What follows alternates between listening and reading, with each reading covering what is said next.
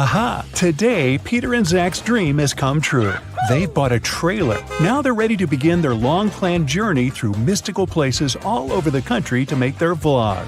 But first, they need to pack. There are 3 boxes, but the guys can only take one of them. Which box should they choose?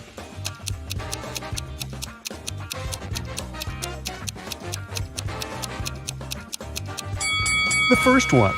Take a look at the reflection in the mirror. The second box is empty, and the food in the third box is spoiled. Several cockroaches are crawling around too, probably not the best company for a road trip.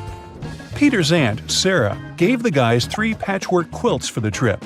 She said that she made all 3 of them by hand, but it's a lie. In fact, she made only 1 quilt and bought the remaining 2 online. Sarah was embarrassed to admit it because she was famous for sewing everything by hand. Can you tell which blanket is handmade?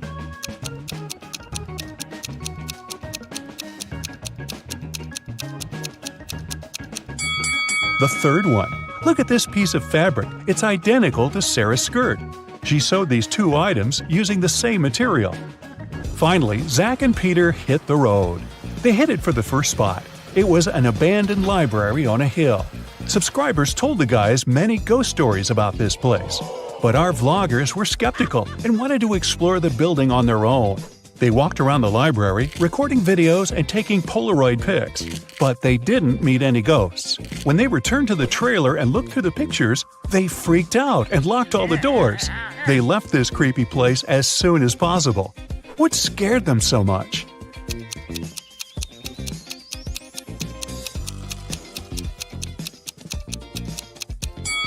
Both of them are in the photo, but then, who took this picture?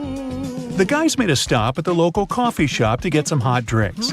As soon as they came in, Peter grabbed his camera and started recording. Why?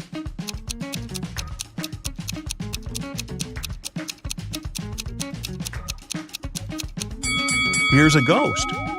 The guys ordered sandwiches, but the barista, Fiona, had to prepare online orders first. So she asked the guys to wait for their food for a while. Fiona cut 1 loaf of bread into 4 pieces in 12 seconds. How much time does she need to cut the same loaf of bread into 5 pieces?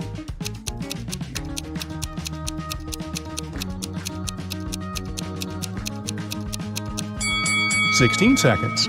To get 4 pieces of bread, she must make 3 cuts.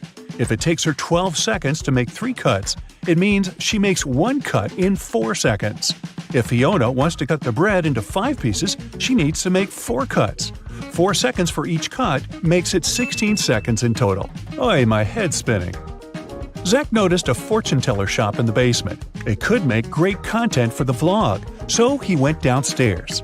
But as soon as Zach entered the shop, all doors and windows disappeared. Wicked Witch offered the guy a deal. She had 2 identical cards. One of them had escape written on it, while the other said marry me. Zach could pick only 1 card. If he got the escape card, he'd be free. And if he picked the marry me card, he'd stay with this creepy witch forever. The witch didn't want him to have a chance to escape, so she wrote marry me on both cards. Zach anticipated that the witch would do so, but he still managed to win and escape. How did he do it?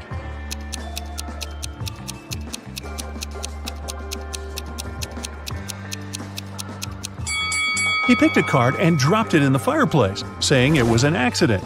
The witch had to reveal the remaining card that said marry me.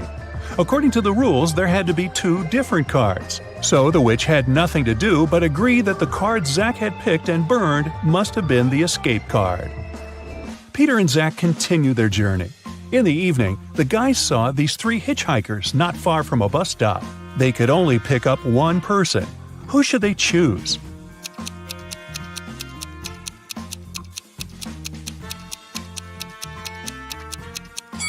This pretty girl is a werewolf. Hey, look at her toes. She has already begun to transform because it's the full moon.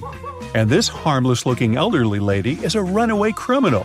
Take a look at the poster hanging at the bus stop. It's her portrait. As for the guy, he looks pretty harmless. Yeah, his clothes are indeed stained with something red, but that's just some paint because he's an artist. Look, there are art supplies in his backpack. The artist, whose name was George, told the guys about another interesting, mysterious place. The locals called it the haunted house. 1 week ago, George heard strange screams coming from inside. He went to check the house. A minute later, he ran away screaming. What scared him so much?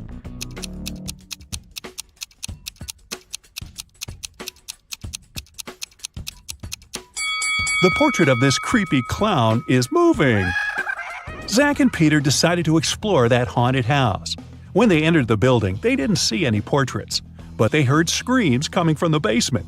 They walked downstairs and found a loudspeaker that replayed the screams over and over again. There was a clown costume in the closet. Zach and Peter found 3 suspects among the neighbors and asked them just one question. What did you do 1 week ago? Mr. Daniel said, I was on vacation in Spain for 2 weeks. We came back yesterday. Jessica said, I have very sensitive skin. I wouldn't spoil it by wearing a clown mask. As for Henry, he said he had been preparing for his tests at college 24/7. Who is lying?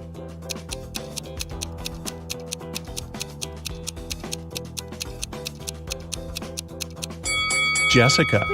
Zach and Peter didn't say anything about the clown, but she started making excuses anyway. The guys arrived at the local hospital to film an interview with a famous professor, Dr. Thompson. But first, he had to help 4 people. Kyle complained, I'm misophonic. I wash my hands 100 times a day. Kelly explained, I'm afraid of heights. I can't even ride a bike.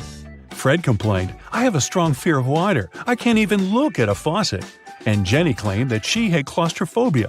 She always fainted in elevators. Dr. Thompson knew for sure that only one of these people told the truth. Can you tell who?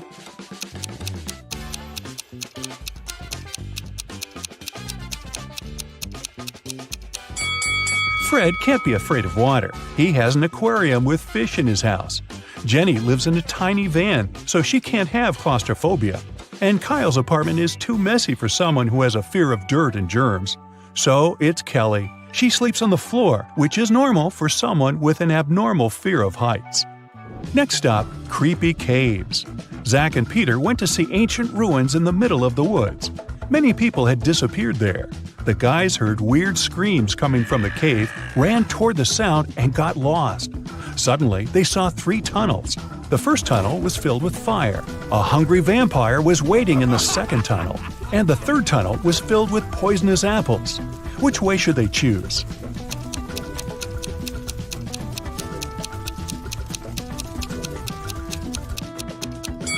The third tunnel is safe. The guys don't have to eat those apples. After their epic adventure in the cave, Zach and Peter went to the supermarket to buy some groceries. I'm guessing the apples made them hungry. Can you see a ghost in this room?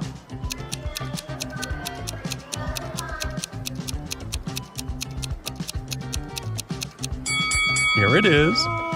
Peter and Zach found out that people had seen some zombies in this abandoned town. So they decided to make a stop there and check for themselves.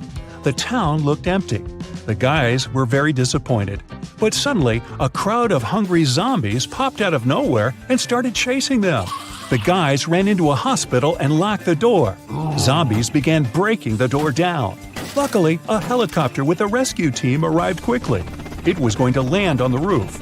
Zach and Peter needed to get there as soon as possible. Help them find the shortest way.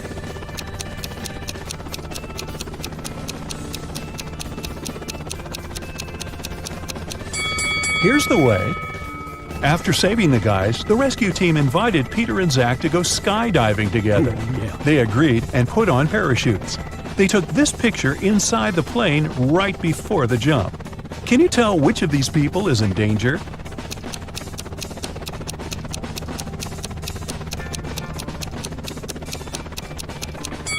This man over here, he's wearing a regular backpack instead of a parachute. The guys made a stop on the shore of a famous, mysterious lake. They went fishing. Suddenly, a mermaid jumped out of the water and dragged Zach into the lake. Peter jumped into the water to rescue his friend. Finally, he found Zach wrapped in seaweed on the rocks in the middle of the lake. 3 mermaids had gathered around Zach and were singing their songs. When they noticed Peter, they said, "We'll set your friend free if you guess which one of us is not a real mermaid." Can you help the guy?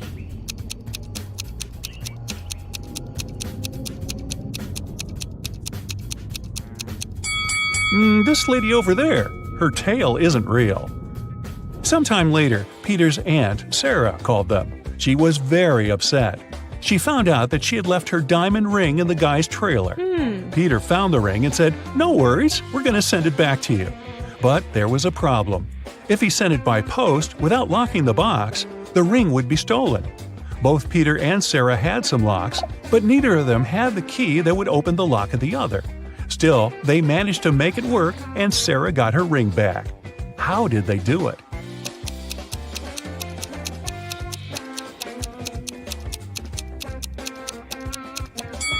Peter locked the box with the ring and sent it to Sarah.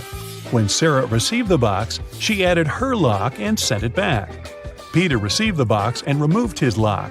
Then he sent the box back to Sarah. She opened the lock with her key and got the ring. Man, these folks lead complicated lives, don't you think? You suddenly wake up trapped in a dark room. Your only source of light is a candle. There are 2 doors in front of you. Behind one of them, there's a tunnel that will lead you outside to freedom. Behind the other, just a cold brick wall. You have a key that will open only one of the doors, and you can try it just once. So how do you know which door to try?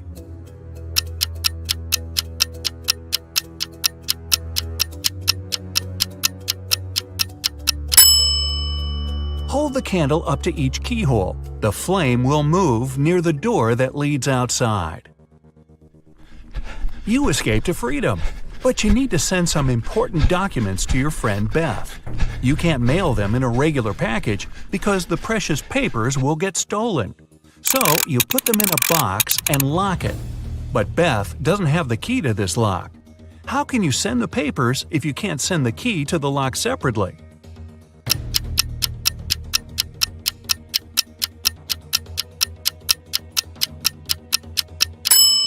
First, send the locked box to Beth. She'll attach her own lock and send the box back to you. Then remove your own lock and send the package again. Beth can then remove her lock and finally open the package. Bad news. You get a call one morning from Beth. She says the crucial documents were stolen from her office. They'd been on the desk the evening before, but are nowhere to be found this morning. You immediately go there to question the employees. In no time, you gather 3 suspects. Sean said he had been at the movies last night. Michael had taken his girlfriend to an amusement park. And Christina was at a prestigious art gallery. Who's lying?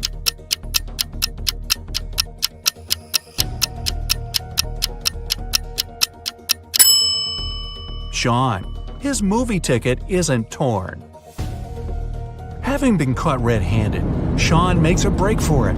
He hops in his car and drives away. Law enforcement are on the lookout. Sean sees a police car right ahead of him and starts driving toward it. Why would he do that?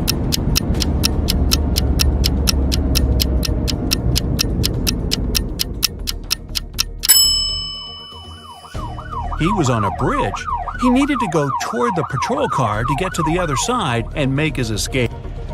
No such luck for poor Sean. He gets caught and locked up. But he starts hearing rumors of an inmate planning to break out. The guards have 2 suspects. First, a quiet bookworm who spends most of his days with his nose buried in sci-fi novels. The second, a big burly tattooed guy who's always working out. Who should Sean become friends with if he wants to get out of here?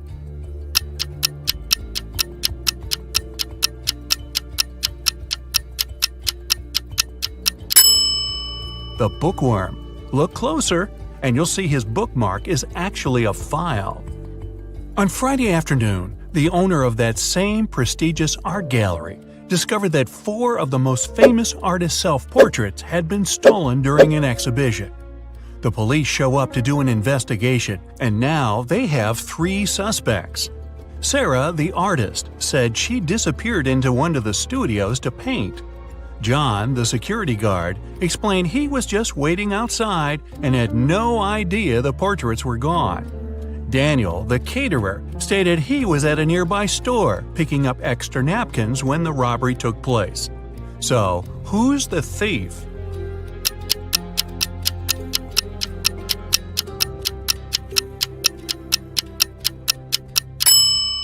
It's the security guard. He couldn't have known the stolen paintings were portraits if he was standing outside.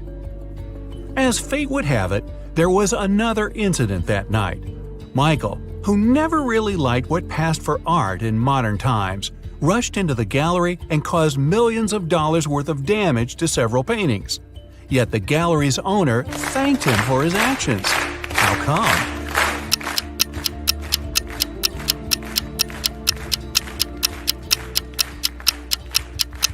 Michael is a firefighter. The water from his hose damaged several masterpieces, but he still managed to extinguish the fire and save many more works. They awarded Michael a big check in gratitude. He heads home just in time to get his 5 kids all packed up for a camping trip that weekend. Mike and his wife are really looking forward to having the weekend for themselves to relax. But when they woke up on Saturday, they discovered the check was missing from their safe. Once the officers showed up, they interviewed the 3 people who were in the house that morning. The chef said he was in the kitchen getting school lunches packed. The cleaner said he finished cleaning quickly that day and left early. The butler had just gotten back after taking the kids to camp 3 hours away. Who's lying?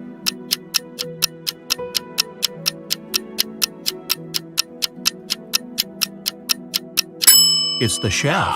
It's Saturday, so there's no school, and the kids have gone camping. Meanwhile, on the other side of town, a scientist is working on something bizarre. He invites Kevin and Claire as blind test subjects for his new serum invention. He gives them each a glass of ice-cold lemonade. Kevin drinks his fast, but Claire apprehensively waits to see the side effects on him first. After 2 hours, nothing happens, so she drinks her glass. 2 minutes later, her skin turns green. If both the drinks had the serum, why was only Claire affected?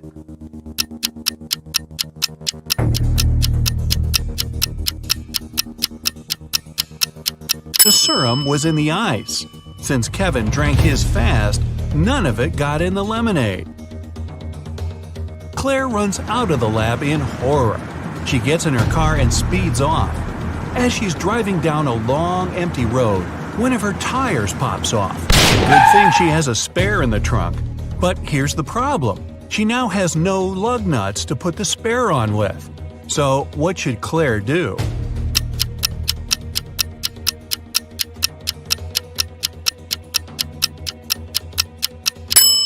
Unscrew one lug nut from each of the other 3 wheels and use them to attach the spare tire. It'll be enough to get to the nearest garage safely. As Claire is putting on her spare tire, the scientist catches up to her. He hands her 4 pills and tells her it's a complex cure to the green face serum. 2 of the pills are an antidote, and the other 2 are a catalyst that activates it. Claire must take 1 of each type together. If she takes 2 of the same, her face will stay green forever. Just as the scientist is handing her the pills, he trips and they get all mixed up. They look identical. What should Claire do?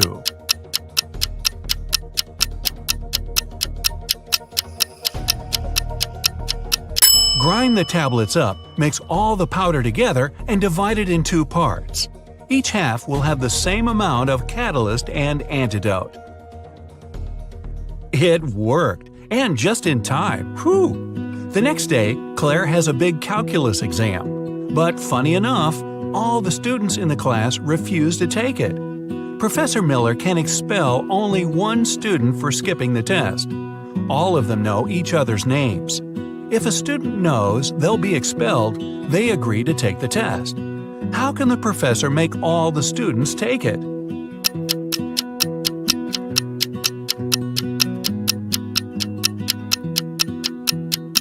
She should tell them she'll expel the student whose name comes first alphabetically. Then this person won't skip the test. The next person on the list won't skip either, and so on until the end of the list. Professor Miller grabs her cup of coffee, takes a sip, goes to set it down, and what's this? It's stuck to her hand. Somebody put glue on the cup, and she's got 3 suspects. Look carefully to find out which student is playing tricks on the professor.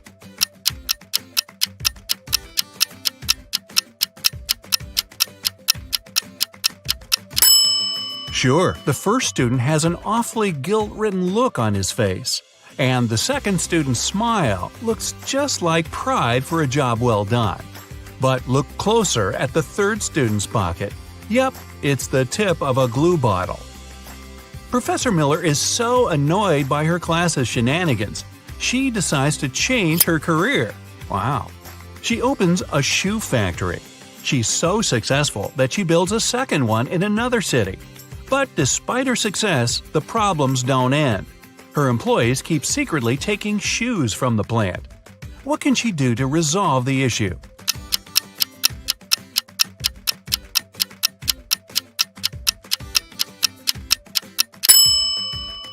Have one of her factories start making only left shoes and the other only right ones. One of those shoe swipers is driving a semi-truck full of shoes to sell for a profit. He comes to a tunnel and there's a major problem. His truck is just an inch too tall. But he can still drive through the tunnel. How?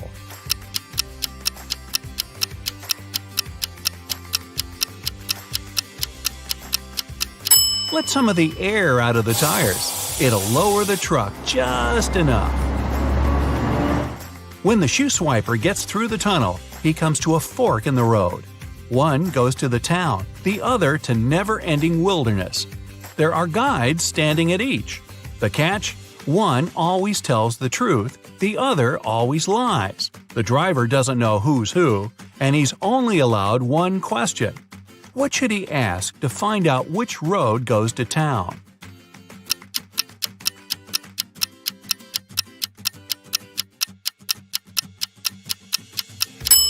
Ask either one of the guides which road the other would say is the right way. Then he must choose the opposite. The truth teller knows the other will lie, so they'll point the driver toward the road to nowhere. If he asks the liar, they'll know the other guard would honestly point him toward the town, so they'll again recommend the road to nowhere. The shoe thief takes the road to town, but he has another puzzle to answer before he's allowed to enter. The guard at the gate asks him one simple question. What's the logic in the order of the following words? Fun, blue, bee, more, and dive.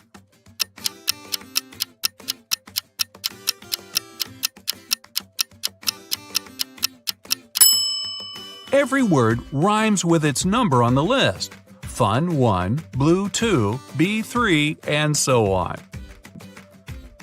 The shoe swiper finally settles down in this new town. Too bad for him, he can only use a payphone to make calls. One day, the phone breaks. He informs the phone company, but they do nothing. He tries again the next day. Same result. The third time, he finally gets them to come out and fix the phone. So, what did he say?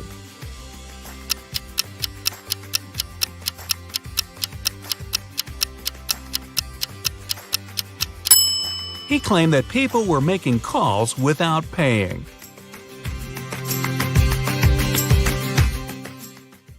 Psst, you. Yeah, you. I really need your detective help with these riddles. Maria came to a beauty salon. She had 2 appointments, a manicure and a haircut. Suddenly, she realized that one of the professionals working there was dangerous. Who was it? The hairdresser with huge stained scissors and brushes in the pocket of her apron? Or the nail tech with a nail file and suspicious red stains on her uniform?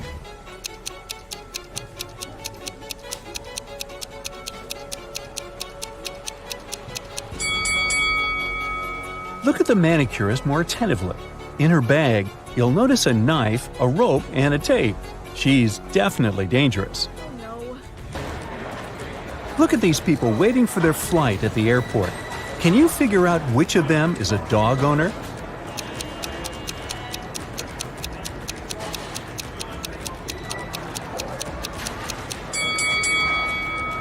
It's the man on the left, sitting on a bench and reading a book.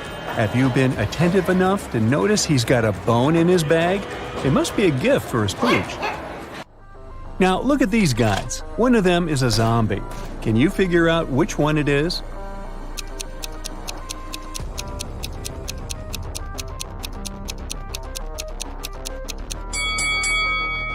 When you think about it, you'll understand that zombies are into brains, not computers.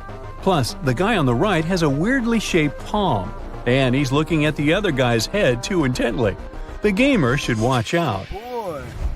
Now, this might look like a lovely family portrait, but not all people depicted here are actually human. Can you figure out which family member is a ghost?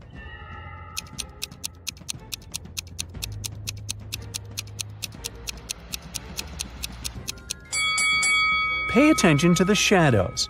The man is the only person in this photo to have one. Sadly, the rest of his family are just ghosts. You've got to choose one room in which you'll have to spend 1 hour. One of the rooms is swarming with thousands of rats. Another is almost completely filled with water. And the last room is an infinite pool with jellyfish. Which room should you pick?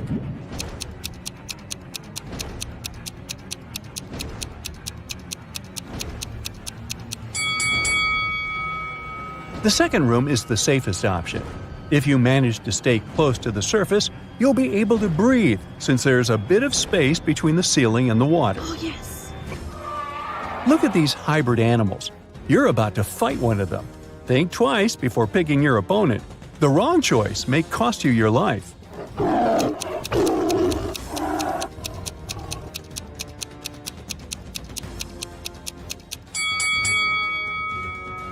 Opt for the hybrid of a shark and a jaguar. Such a bizarre creature won't be able to breathe on dry land, and you'll just need to wait a bit before the jury announces your victory.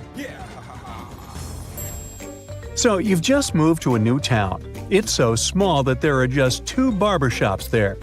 The barber working in the first one has an impeccable haircut. The hair of the barber in the second establishment looks quite messy, and still, you choose to go to the second professional. Why?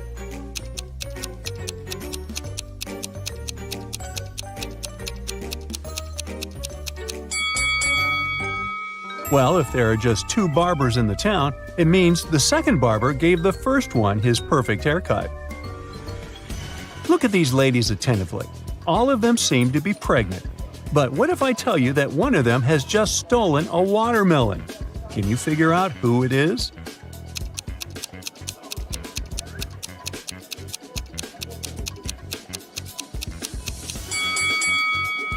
The first lady has a visible belly button. The second one doesn't hold her belly at the moment, so it must be real.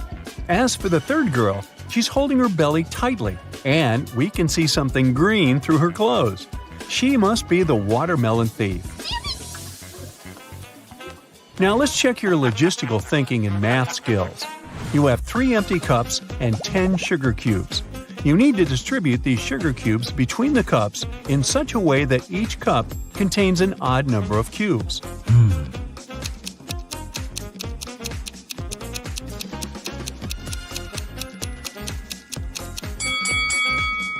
All you need to do is put 3 cubes in the first cup and 3 cubes in the second cup.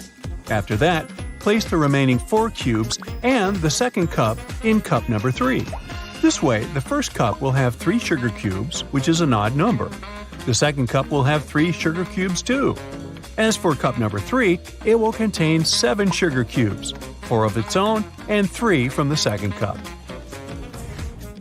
You have a box with multicolored marbles. All but 2 of them are red, all but 2 are blue, and all but 2 are green. How many marbles are there in the box?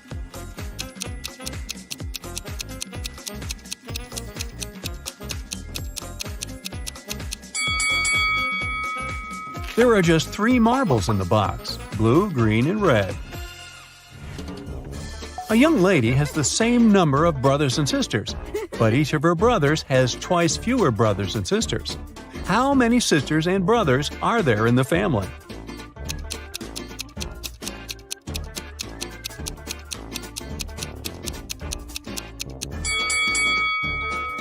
There are 4 girls and 3 boys in the family. Once, a man decided to go on a fishing trip with his friends.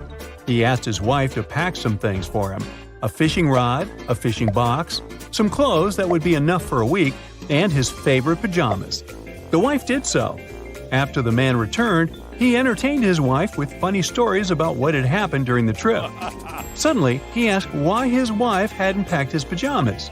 The wife immediately understood that her husband was lying to her. He hadn't been on a fishing trip. How did she understand that?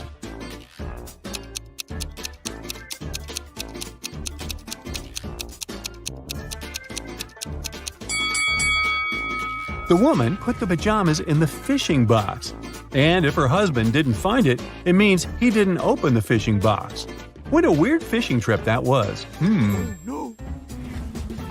Jack is participating in a challenge. He's made it to the last stage, which takes place in a desert. If he succeeds now, he'll win $1 million.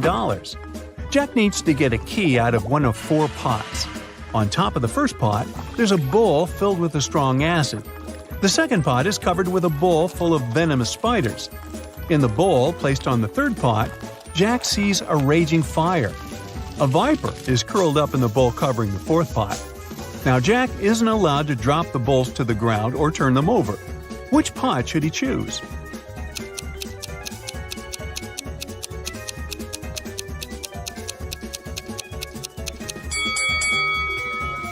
The guy should choose the third bowl. He can put out the fire with sand and get the key. Camilla was afraid of dogs. One day, while jogging in the park, she noticed a large dog sitting near the bench. It looked unfriendly. The leash attached to the dog's collar was 3 feet long. Camilla decided it would be safe to pass by if there were at least 7 feet of space between her and the animal. But even on a leash, the dog still managed to bite her. How come?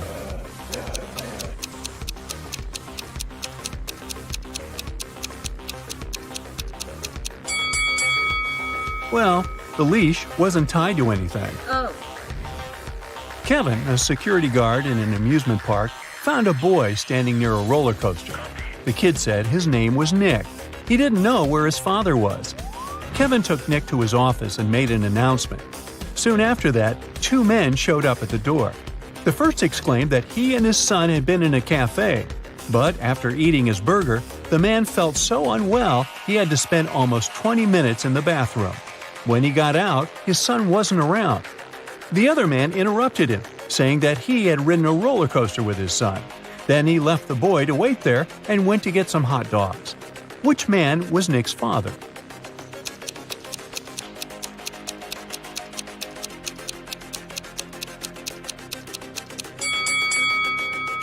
Nick is too young to ride that roller coaster. Look at that sign stating that only those older than 14 are allowed to have a ride. It means the second man is lying. The boy's dad is the unlucky guy with food poisoning. A bank manager was missing. The only suspicious thing the police found was a note left on his office desk. There were 4 numbers on it. His colleagues, John, James, and Otto, claimed they had nothing to do with this disappearance. But the police thought otherwise. Who did they suspect?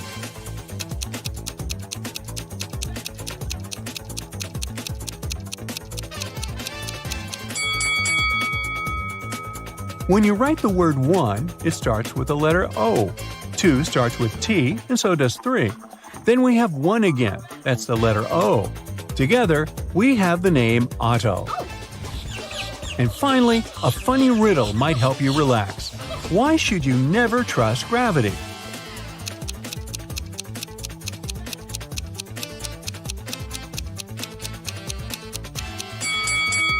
Because gravity will always let you down. Have a good one! Kim and Ashley are best friends. They decided to spend summer vacation in Italy together. They were very lucky to buy cheap plane tickets. Their flight was at 10 a.m. Unfortunately, when the girls arrived at the airport, they realized it was the wrong one. Now they have 2 options. Take a high-speed train for $100 to go to the right airport, or stay here and buy tickets for a later flight for $400. What should they choose?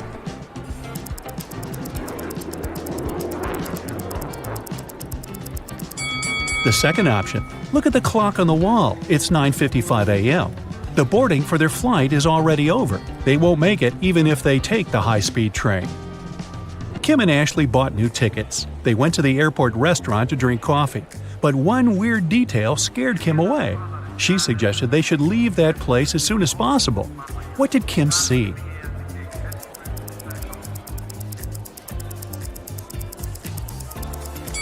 This woman over there is a zombie. Wow, how did she get through security? When it was finally time to board the plane, it turned out there were no more economy class seats left. Kim and Ashley were offered to fly in business class. There, the girls saw 3 people. When the flight attendant served them fresh juice, she whispered that Kim and Ashley were extremely lucky. They were about to travel next to a famous Italian billionaire. Can you guess which of these passengers is the billionaire?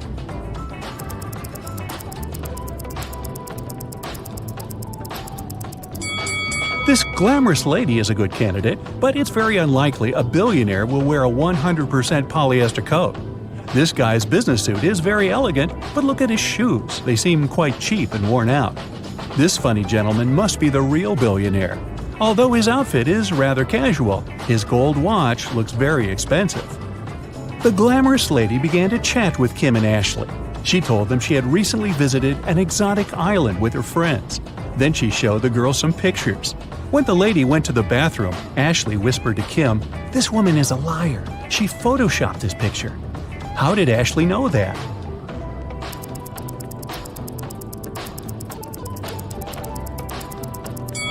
It's all about the shadows.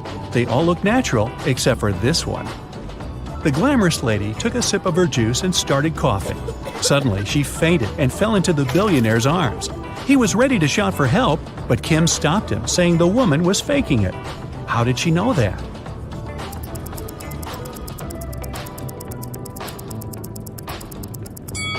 Look at the content of her bag. It's full of the billionaire's pictures and magazine articles. She also has a tattoo with his portrait on her leg. This woman is obsessed with him. It was lunchtime, and the billionaire offered Kim to play a game. There were 3 boxes. One of them contained a meal. There was a statement on each box, but only one of them was true. Can you help him figure out which box has food inside?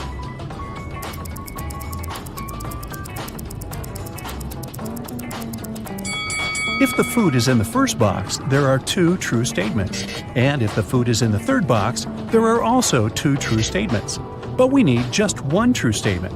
That's why the food can only be in the second box. Kim opened the box. She saw a delicious meal and a bank card. The billionaire said, "Congratulations, you've won $5 million. Enjoy your trip."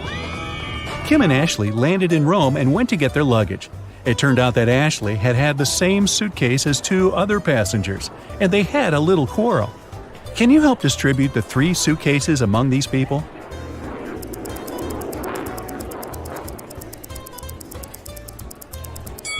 The first suitcase belongs to this woman. It's covered in her dog's hair. The second suitcase has some traces of a star sticker. You've probably noticed it before on Ashley's bag. And the third suitcase belongs to this man. Since Kim and Ashley were now very rich, they decided to find a real estate agent who could help them rent a luxurious villa. Wow. They wanted to spend their vacation there. The agent showed them 3 houses. Can you help the girls choose the best one?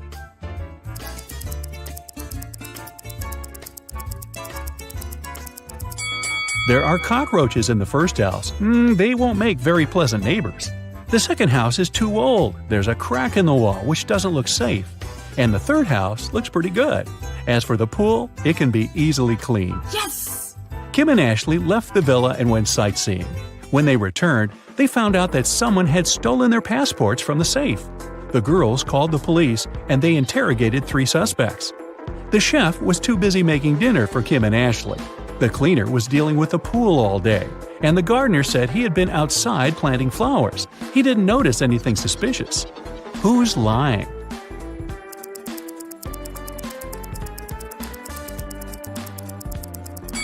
The gardener. If he planted the flowers, where are they? The police returned Kim and Ashley their passports and arrested the gardener. The next day, the girls went shopping. Sellers wanted to take advantage of rich and naive tourists and offered them overpriced souvenirs. Only one of these three items is a good deal. Oh. Can you guess which one?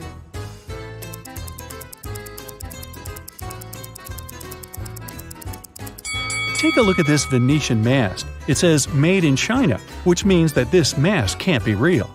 This magnet is of very low quality. The word Italy is spelled with an error. It simply can't cost $100. This blue cheese doesn't look fresh, but it's normal for this kind of product. This delicacy is the only thing that Kim and Ashley can buy here for a fair price. A lot of things can go wrong during a taxi ride, but you can save the day if you solve all the riddles. A woman got into a taxi with a light suitcase. Along the way, they made a short stop, and she stepped out of the car. When she returned, it was obvious that her suitcase got much heavier, and she was nervous.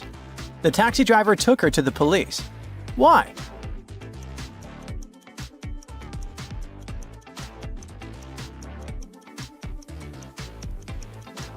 Her suitcase suddenly became much heavier after the stop. She must have put something inside.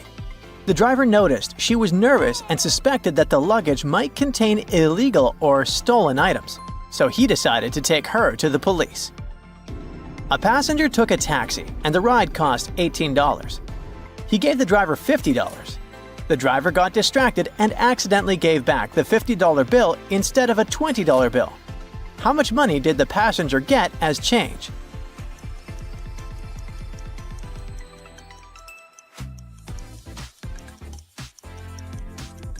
So the passenger gave $50 and received $50 back. Instead of getting $32 as he should have, he got $62. Let's hope he was honest and told the driver about it. A passenger ordered a taxi, and two drivers arrived at the same time. Both of them claimed they accepted the ride request, but one of them is honest and the other will drive in circles to increase the fare. How can the passenger figure out who to trust?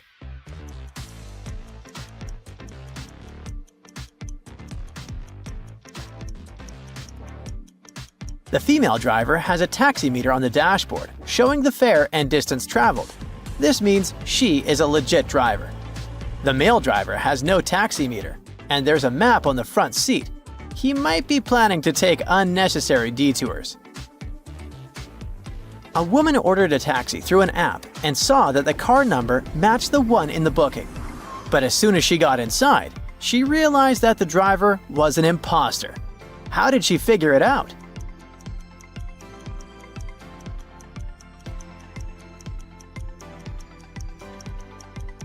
The app showed that this was a licensed taxi, but inside there was no meter or official stickers with a license number. The driver's profile photo in the app showed a clean-shaven man, while the actual driver had a long beard that looked fake. Late at night, a man ordered a taxi from a cafe. The driver arrived, but after the passenger got in and asked to change the destination, he suddenly refused to drive him. Why?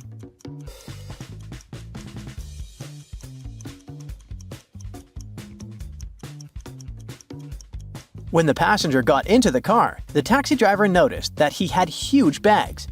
He asked to change the destination from a point in the city center to a dark forest on the outskirts. The driver decided not to take the risk and cancel the trip. Who knows what the passenger had in mind? A passenger gets into a taxi and says, "Take me home." The driver remembers picking him up from the house a few days ago, so he knows the street. But the passenger doesn't want to tell the driver the house number for some reason, and gives the driver one clue. My house number is a 2-digit number that looks the same right side up as it does upside down. What is the passenger's house number?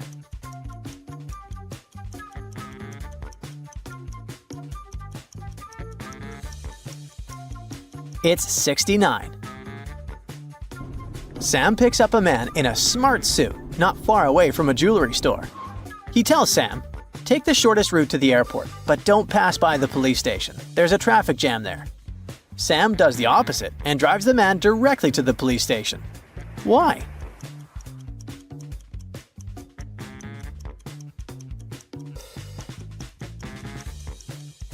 Did you notice the man has 3 golden watches and 5 heavy golden chains on his neck?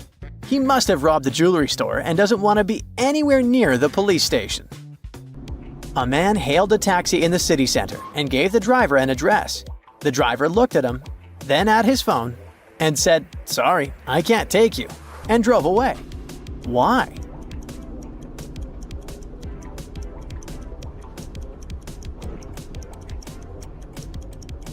The driver had just received an alert that a dangerous prisoner had escaped from an island prison. The description of the criminal matched.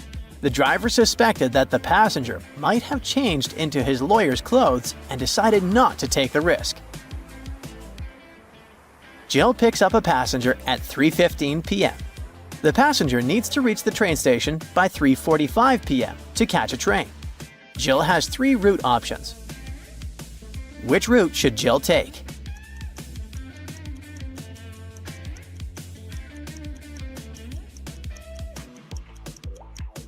Route C. Even though it's the longest, it takes only 20 minutes, meaning he'll reach the station by 3:35 p.m. and will have enough time to find the platform. The driver can choose one of 3 passengers in the app. They all offer to pay the same fare. Who is the best option based on their profiles?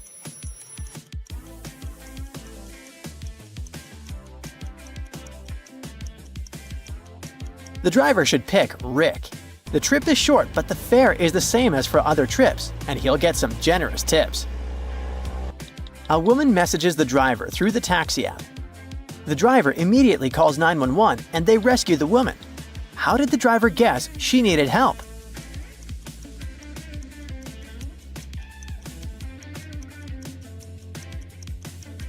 That house number looks really strange, so the driver guesses it's a code.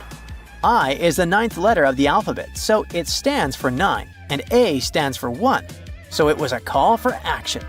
It turned out that a stranger had broken into the woman's house and wouldn't let her call for help directly, and she had to get creative. Taxi driver Tim receives an order with a special request. A scientist who has some fragile equipment they want to transport is asking Tim to enter their house and help with the cargo, but they didn't specify on which floor they lived. Can you help Tim figure it out?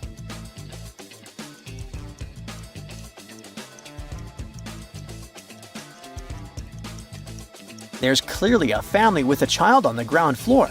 Look at all those toys. It's not clear who lives on the first floor. Tim definitely needs the top floor because of all the flasks and other equipment. Sam finished on his 10-hour shift. He left the taxi in the parking lot. When he came back the next morning, there was a stranger sleeping in the back seat. None of the windows were broken, so Sam doesn't understand how it was possible. Can you help him figure it out?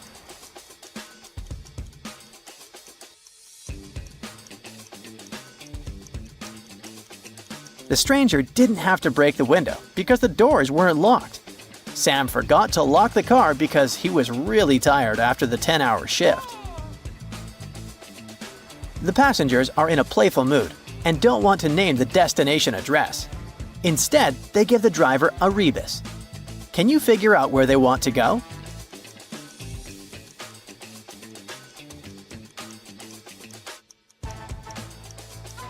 They want to go to the Eiffel Tower. Look at their berets. They're perfectly prepared for a photo shoot. There was a massive blackout in the city, but the taxi driver still noticed a dog on the road and managed to stop in time and avoid hitting it. What superpower helped him do it?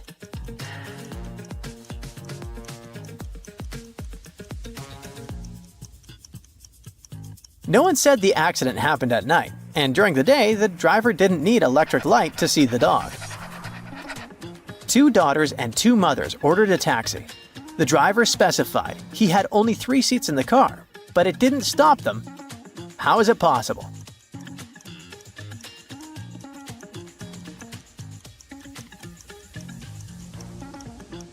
They are a grandmother, a mother, and a daughter. 2 of them are moms and 2 of them are daughters, so there's enough room for everyone in the taxi. Martha receives an order from Mr. White from a really shady neighborhood. When she arrives, she sees 2 men claiming to have made the order. She's afraid one of them could be a criminal trying to leave the area incognito. How can she figure out who actually ordered a taxi through an app?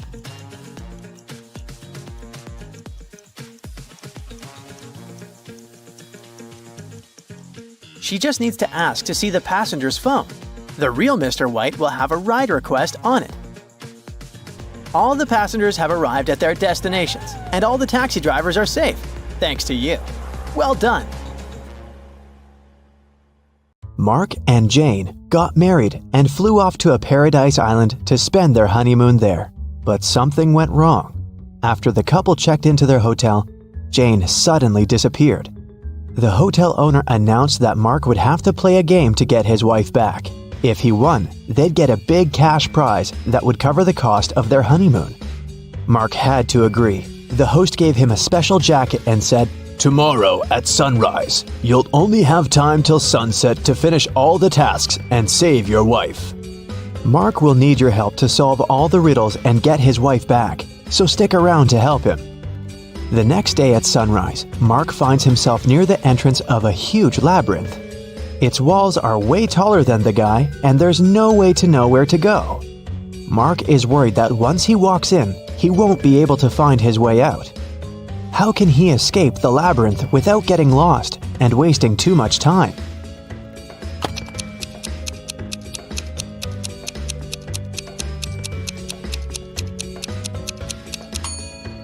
There's one strategy to escape any labyrinth. Mark should put his right hand on the right wall and go forward, touching it at all times. He'll be walking into dead ends along the way, but if he follows the right wall, he'll get out of them and will eventually find his way out of the labyrinth. So, Mark walks in. Several minutes later, Mark takes another turn and sees a guard standing in his way. "Sorry, but you have to solve my riddle if you want to come through. What is that thing you have to break before you can use it? Do you have something in mind?"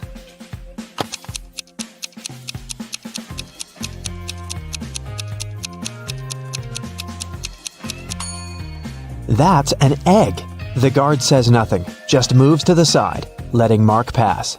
Again, his right hand on the right wall. He's moving further.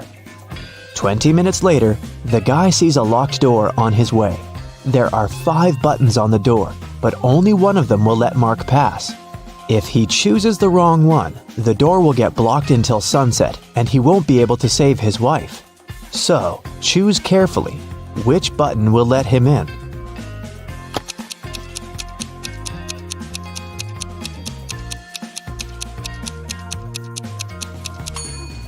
There's something special about almost all these buttons. The first one, unlike others, doesn't have an outline.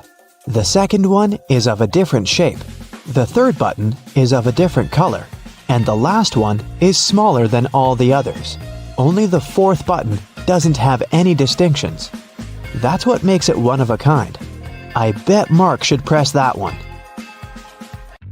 And it's the right button. The door clicks open and Mark steps through. His right hand is on the wall and off he goes. Apparently, it's time for breakfast. Mark comes up to the table. There are 3 apples, but only one of them is safe to eat. The other 2 are poisonous. Unfortunately, Mark can't skip breakfast. Which apple should he eat?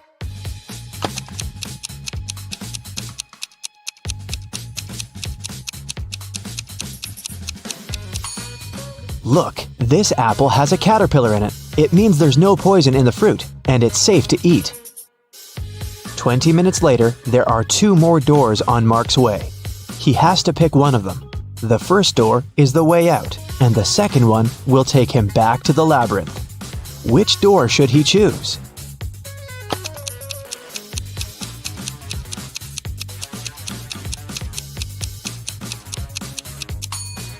Look, there's some light coming from under the door. It must be the way out. Mark puts his hand on the doorknob, and it's the right choice. He's out, and a thick forest surrounds him. The view is beautiful, but he should get moving. He's running out of time. Where should he go next? He sees 3 signs, but the letters are mixed up. Can you figure out which way Mark should choose?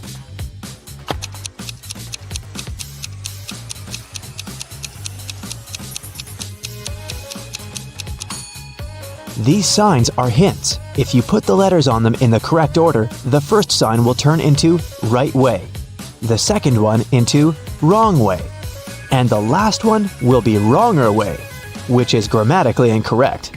Anyways, I guess Mark should opt for the left direction. Sometime later, Mark stumbles across a big old castle. He should enter it and see what's happening there. He comes up to the door, but it's locked.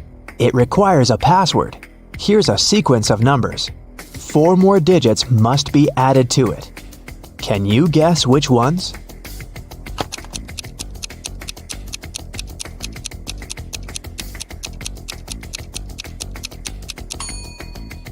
One plus 3 is 4. 3 plus 4 is 7. 4 plus 7 is 11. Then 7 plus 11 is 18. So the next digits are 2 and 9. 29. Because that's 11 plus 18. And 18 plus 29 gives us 47, which is 4 and 7. The password is 2947. And this is the right answer. The door clicks open, and Mark walks into a dark and dusty corridor. But once he takes a step, he moves a string on the floor, and a metal cage falls down, trapping him inside. Luckily, there's a way to deal with it. On the wall, the guy sees 3 buttons and an instruction. If Mark presses the blue button, the cage will be filled with water and will only open in 10 minutes. Just an FYI, the average person can survive without air for 3 to 4 minutes at most. The green button will open all the cages at the same time. But look around, there's one more cage in the room, and inside that cage, a hungry wolf is pacing. The orange button will make the floor of the cage disappear, and Mark will fall into a hole filled with hungry alligators. What is the guy's best choice?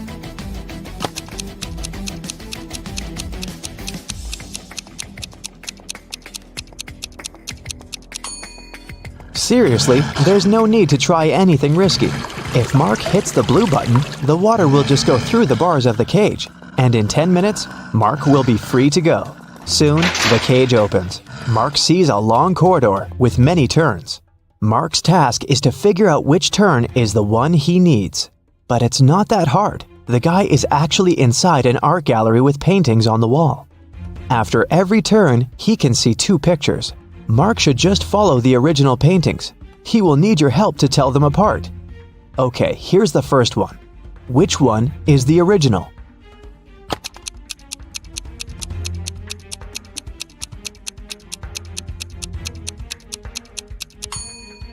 Both paintings seem to be The Starry Night by Van Gogh. But look, in one of these pictures, there's a couple of planes in the sky. Van Gogh definitely didn't paint that, so this one must be the replica. So Mark should better choose the other turn. Another turn, another choice. This time, it's Girl with a Pearl Earring by Johannes Vermeer. Which one is the original?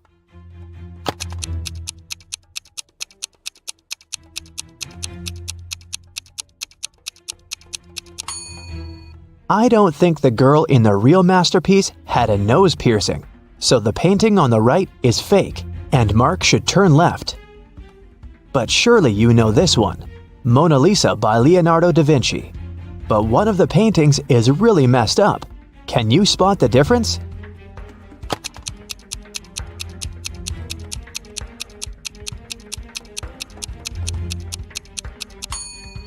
Look, in the right picture, you can see some cars on the road behind the woman's back. I think Mark should turn left.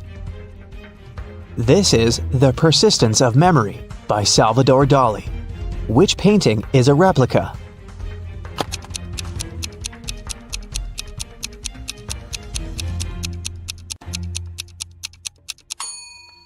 It's the one on the left. I don't think a melted modern smartphone belongs there. Turn right. And one more choice to make. It's American Gothic by Grant Wood. Look closely and help Mark choose.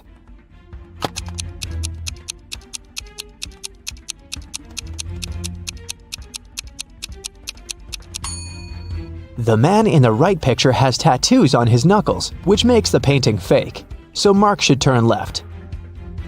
He finds himself in a dark hallway, lit by several torches. There are 3 doors. Each of them can lead Mark to the place he needs, but behind each door, there's something dangerous.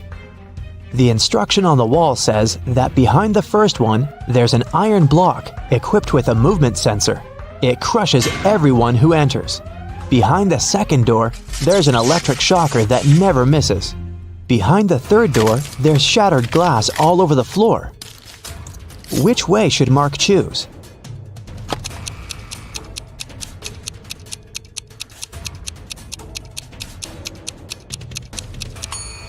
He should pick the third door. He's wearing a pair of shoes, right? So the glass isn't gonna be a big problem. Finally, Mark sees his wife. She's trapped in an aquarium, and soon she's going to run out of oxygen. But the main problem? There are 2 aquariums and 2 women. Both unconscious and absolutely the same. Mark has to figure out who the real Jane is, and he only has one attempt. Which woman is his wife?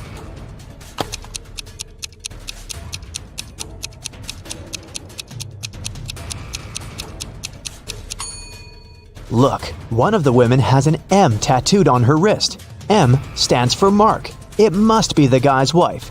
He rushed towards her and takes her out of the water. Half a minute later, she comes back to her senses. They have to get out now. Once again, there are 3 ways out. Behind the first door, there is a hungry wolf. Behind the second door, the floor is burning. This time, wearing shoes can't help much. Behind the third door, the room is filled with toxic gas. How can the couple get out?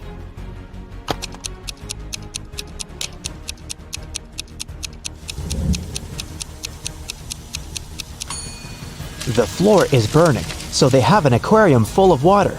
The fire isn't that huge, so this amount of water should be enough to stop it.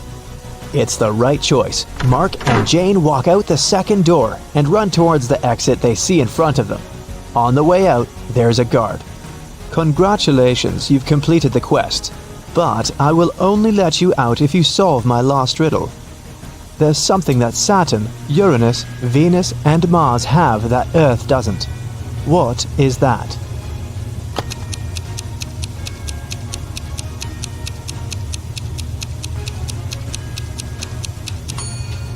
It's the letter S. As simple as that.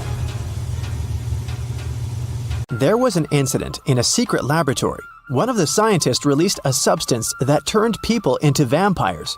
Detective Reed arrived at the scene to interview 3 witnesses. The first scientist, Michael, said, "I stopped by the lab this morning to pick up some notes. The machines were working just fine, and I didn't see anyone. I took the papers and left." The second scientist, Lindsay, said, "I closed the lab at night. One of the PCs was faulty, but I was very tired and decided to leave it till the morning. Unfortunately, I overslept." And the third scientist, Jennifer, said, "I got up early and went to the lab to check the devices. No one seems to have entered the room. I fixed one of the computers and left." Which one of them was lying?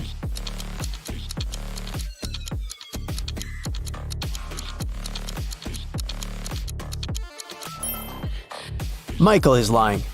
One of the computers was actually faulty, and Jennifer spent the whole morning fixing it. If Michael had walked into the lab, he would have known about it, or Jennifer would have noticed him. So he must have entered the lab after the others had already left. But why would someone release such a dangerous substance? Michael didn't want to confess, so Detective Reed decided to investigate the crime scene to find out who was behind this. Take a look at this picture. Is there anything suspicious?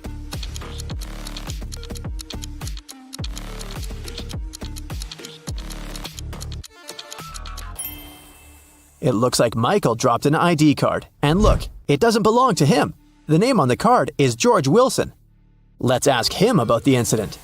Detective Reed went to Mr. Wilson's office to ask him about the incident. "Oh yeah, I gave my pass to Michael," Mr. Wilson said. "But that's only because I had left something in the lab. My glasses. I didn't have time, so I asked Michael to pick them up." Well, that's not a very clever excuse, but how can you prove the man is lying?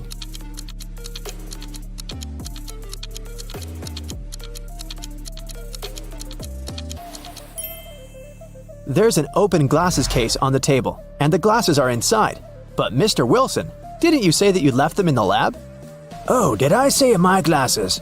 Sorry, I meant my papers. I made this mistake because I asked my secretary Shirley to look for my glasses yesterday. Find something to prove Mr. Wilson is lying.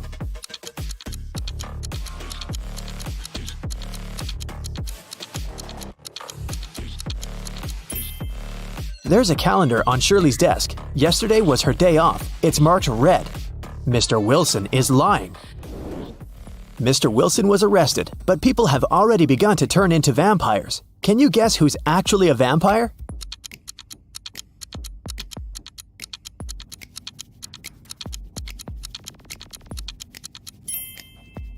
The woman on the right. She's putting on her makeup, but do you see? She isn't reflected in the mirror.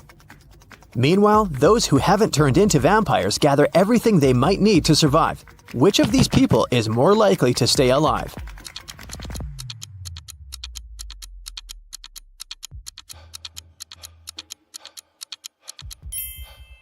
All these supplies won't protect the guy on the right from vampires. As for the girl on the left, she's stocked up on what she can to defeat the vampires. She has a higher chance of survival.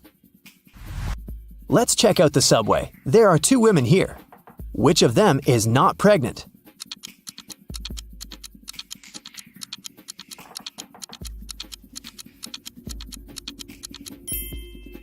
The girl on the left is not pregnant. Look, her belly is of a very strange shape.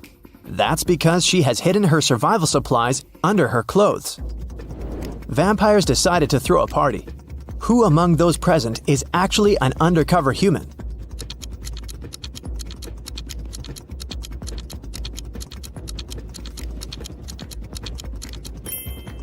The guy on the left is a human. He's wearing makeup and false teeth. Nikki is also trying to survive. She packs her things and decided to move to a neighboring town. But suddenly, a vampire charged at her car. He damages the vehicle and takes away some supplies. Fortunately, he doesn't manage to bite Nikki. She escapes. Nikki has to stay home. The next day, a young man knocks on her door and asks for help. Is it okay to let him in?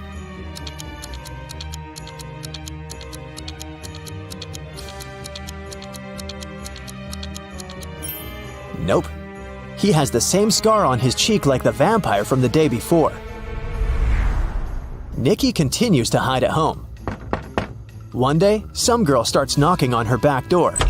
Please help! A pack of vampires is chasing me! Nikki opens the door. The girl is out of breath, but she manages to say, They're almost here! Can I come in? Is it safe to let her in?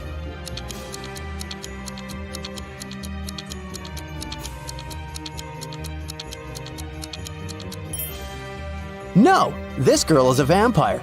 Anyone in this situation would immediately run inside the house, but vampires can't come in without an invitation. Nikki was checking her house and suddenly noticed that there was someone in the attic. She approached the shadows. It was a father and daughter. Please don't kick us out. Sorry, we snuck in without permission. We've been trying to hide from the vampires. The father said, Is it safe to let them stay?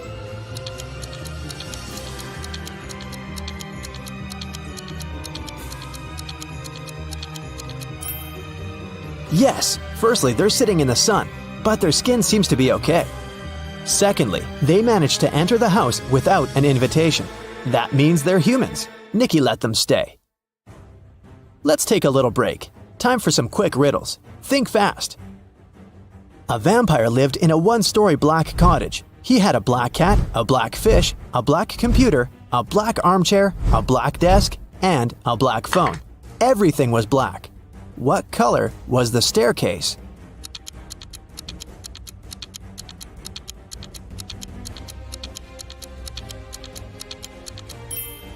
There was no staircase in that house because it was a 1-story cottage. 3 vampires are walking fast. The first vampire says, 2 other vampires are walking behind me. The second one says, 1 vampire is walking behind me, and 1 is walking in front of me. And the third one says, 2 vampires are walking in front of me, and 2 are walking behind me. How is that possible?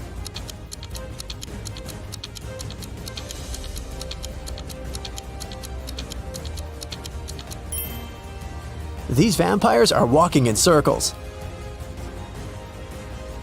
Humans, vampires, and werewolves gathered in one mansion. There are as many werewolves as there are vampires. There are as many vampires as there are humans. How many creatures are there if 3 of them are werewolves?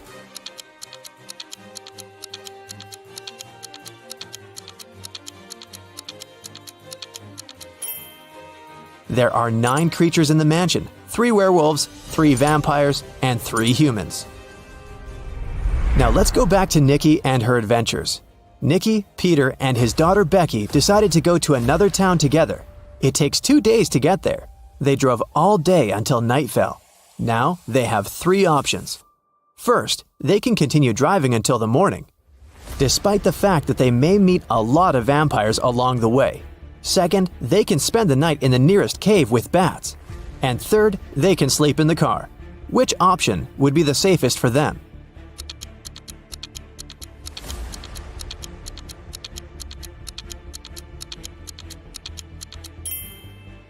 Sleeping in the car is a bad idea. Vampires can sneak up on them in the middle of the night. A night in a cave is also a bad option. Vampires can hide among these bats. The safest option is to keep driving. Although they'll probably meet vampires, they have a chance to survive if they drive faster. They drove really fast and managed to reach the city by the morning. But when they got out of the car, they discovered they were surrounded by vampires. To escape, they need to choose one of 3 roads. On the first road, there's a pack of vampires. They're coming straight at the guys. There are wild hogs on the second road. The third road leads through a dark alley with hundreds of bats. Which of these 3 ways is the safest?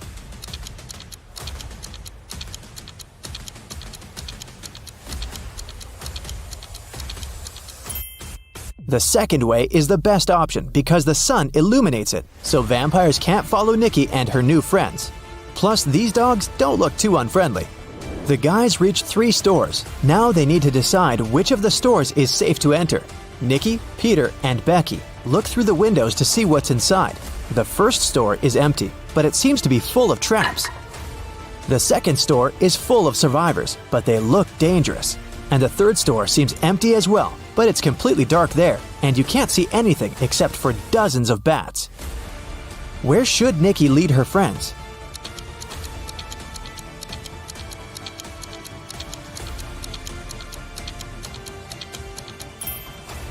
The first store is the safest. If Nikki, Peter, and Becky notice these traps, then the chances are high they'll be able to avoid them. It's worth a try. There's a man in the city who's trying to survive by hiding among vampires. Nikki spent a week photographing vampires to figure out who he was. Will you be able to see who is actually human in these photos?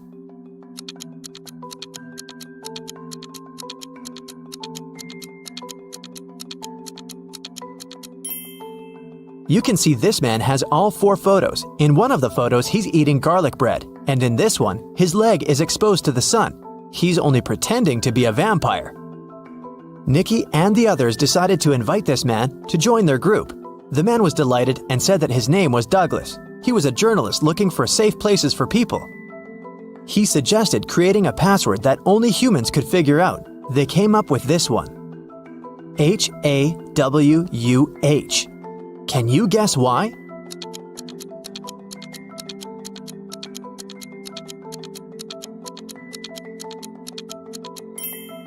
If you look at the reflection of this word in the mirror, you will see Huwan, or Huwan. Flip the letter W and you get the word human.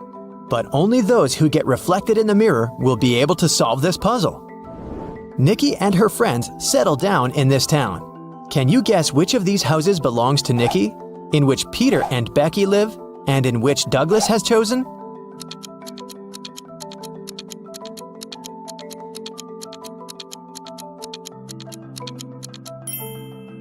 House number 1 belongs to Peter and Becky. There are 2 bicycles next to it. House number 2 belongs to the journalist. Do you see his equipment? And the remaining house, house number 3, belongs to Nikki. Mr. and Mrs. Luce have 7 daughters. Each daughter has 1 brother. Can you tell how many people there are in the family?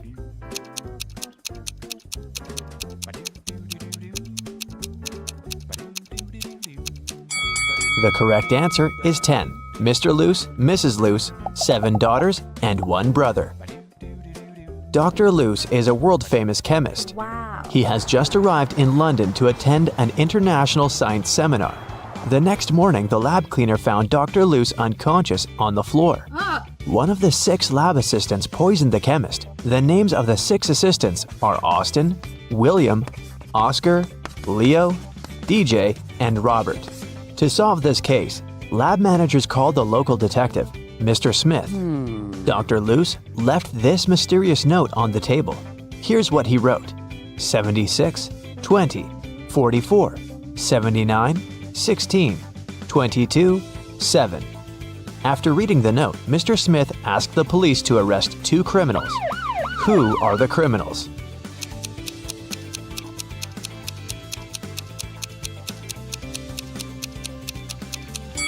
Oscar and Dustin. Remember that Dr. Luce is a chemist?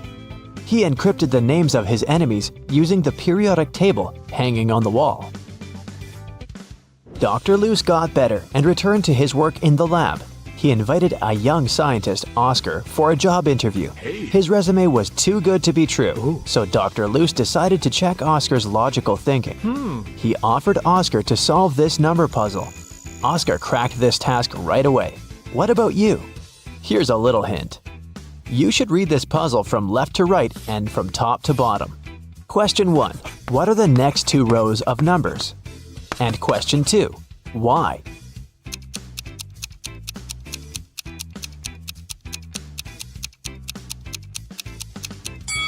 Here's the correct answer. Line 3 represents 2 1s. Line 4 then becomes 1 2 and 1 1. Line 5, therefore, is 1 1, 1 2, and 2 1s. Using the same logic, we can now decode line 6, 3 1s, 2 2s, and 1 1. Line 7 is 1 3, 1 1, 2 2s, and 2 1s. Dr. Luce hired Oscar and took him to the basement of the lab, but someone has changed the password on the door. Can you help the guys guess the code?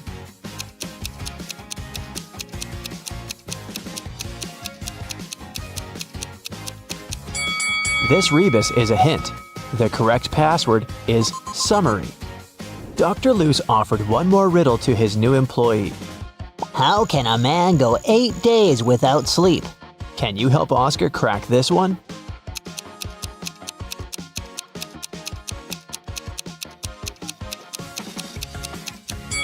The correct answer is easily, because people sleep at night. In the basement, Dr. Luce found out that someone had stolen his latest innovation, a superhero costume. Oh no! He had questioned 3 suspects. Jack, the cleaner, said, I've been cleaning the floor in the hallway all morning. I haven't entered your office yet. Peter, the lab assistant, said, I was working on my own project, and besides, I don't have a key to your private office. And Dr. Luce's wife, Helen, said, You never tell me anything about your work. How would I know what to steal? Dr. Luce took fingerprints from the closet where the costume was. But he found only his own fingerprints. Who stole the costume?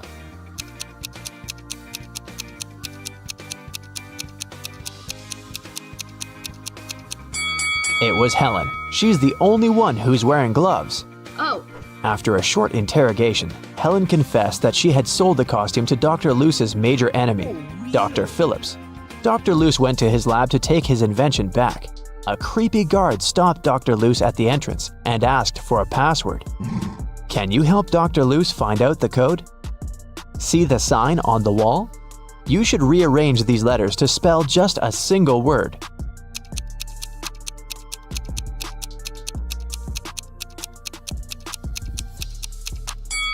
So, the correct password is a single word. Dr. Luce entered the building and found himself in a strange place guarded by 2 people. One of the guards always says the truth, while the other one always lies. Dr. Luce doesn't know who is who. He can only ask one question to escape. What should he ask?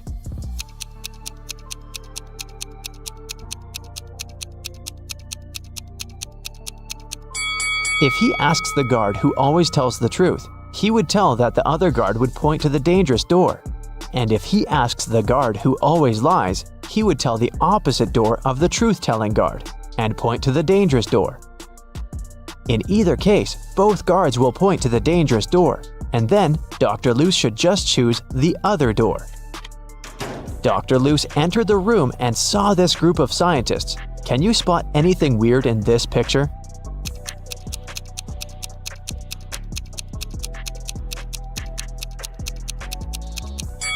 The scientists are holding 4 slices of pizza in their hands, but only 3 pieces are missing from the pizza box. Dr. Luce entered Dr. Phillips's office. The room was empty. Can you help him find anything suspicious?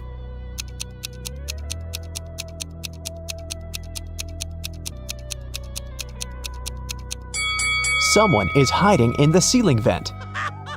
Suddenly, Dr. Luce saw Dr. Phillips flying around in the superhero costume. He grabbed Dr. Luce, took him to the top of a mountain, and left him there alone. Dr. Luce wandered around and found 3 tunnels. There's an angry, hungry lion in the first tunnel. There's a huge fire in the second tunnel. And the third tunnel leads through a dinosaur lair. Which way should Dr. Luce choose?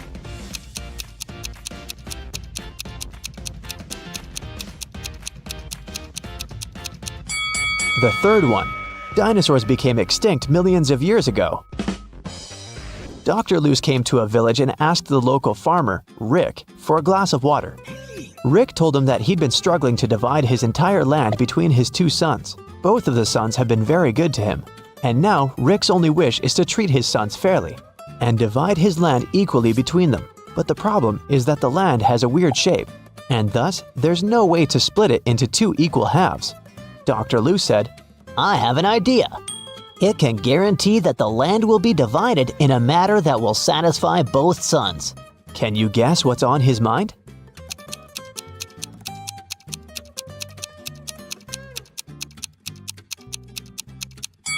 All Rick needs to do is ask one of his sons to divide the land into 2 parts and tell him that the other son will have the choice of selecting one of those 2 halves. In this manner, both of them will avoid any tricks and divide the land equally. Dr. Luce was sitting at the local restaurant. He was sad because he'd lost his wallet during his adventures. He noticed a man next to him pulling a wad of $100 notes out of his pocket. Dr. Luce turned to the rich guy and said, Hey, I have an amazing talent. I know almost every song that has ever existed. The rich guy laughed. Dr. Luce then said, I'm willing to bet you all the money you have in your wallet that I can sing a genuine song with a lady's name of your choice in it. The rich man laughed again and said, Okay, how about my wife's name? Helga Fiona Mary Rose Holmes. This evening, the rich man went home poor, and Dr. Luce went home rich. What song did he sing?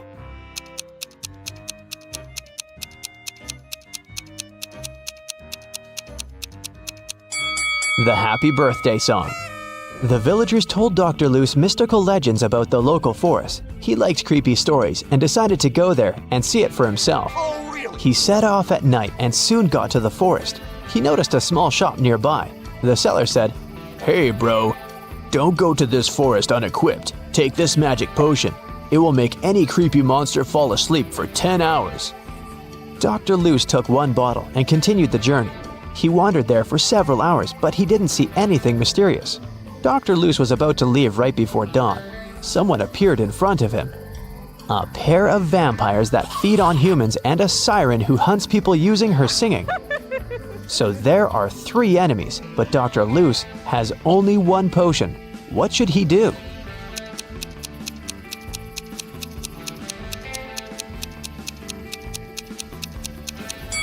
The sun will rise in a few seconds and vampires will run away.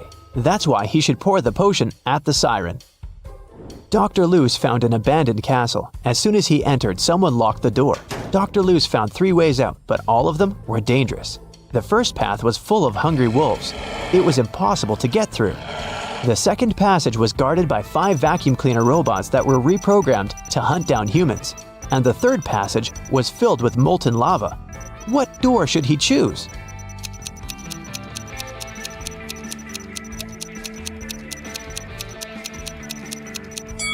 The second one, the vacuum cleaners might go after him, but they're pretty harmless. Finally, Dr. Luce returned to his hometown. He's also a college teacher.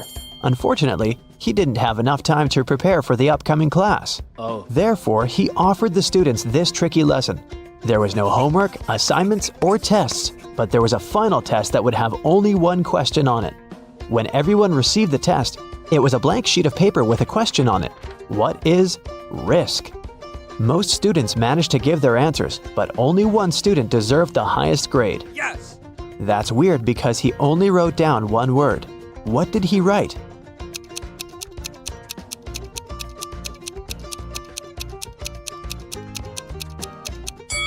His reply was this. Dr. Luce went on a business trip to Vienna. He felt very nervous because he was about to meet a lady he used to date in college, Jane. She's also a scientist who's currently working on immortality pills. That's why she asked Dr. Luce to come over and help her. As soon as he entered her office, he knew that something had gone wrong. 3 zombies were standing in the room. Can you tell which one is his ex-girlfriend?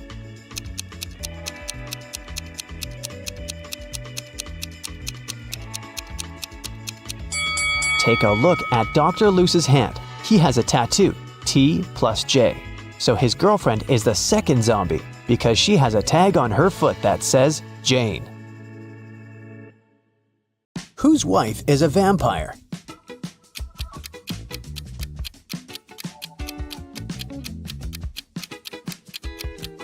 This guy's wife is a vampire because she only came to the party after sunset.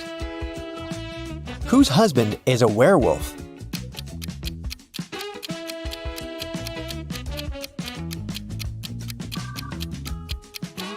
The girl on the left is sweeping up her cat's hair. See? There's a cat in the background. Meanwhile, there are scratches on the floor and walls in the house of the girl on the right. And this shoe has a torn front. Her husband must be a werewolf. Whose wife is actually a ghost?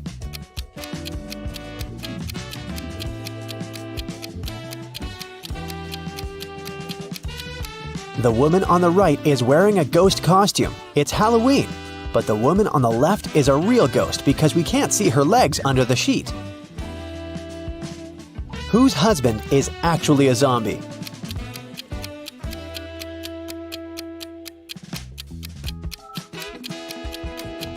The man on the left is just sick. The man on the right is a zombie because he's the only one who doesn't eat human food and has an empty plate.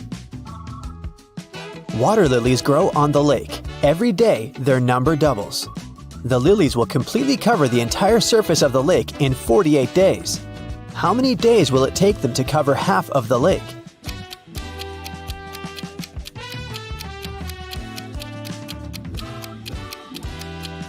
"47 days. You see, every day the number of the water lilies doubles. On day 48, the lake will be completely covered with lilies. It means that on day 47, there will be twice as few lilies as on day 48. Jack noticed that someone regularly ruins his lawn. He decided to install a hidden camera and figure out who approached his house most often. After 4 days, he decided to check the footage and immediately realized who the culprit was. Can you guess who it is?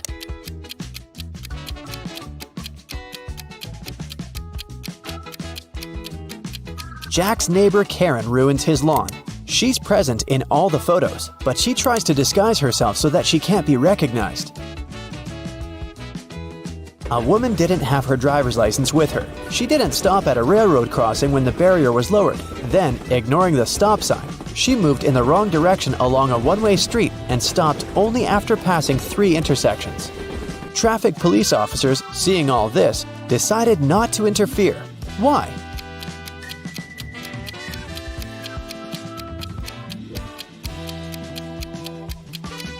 The woman first traveled by train and then walked.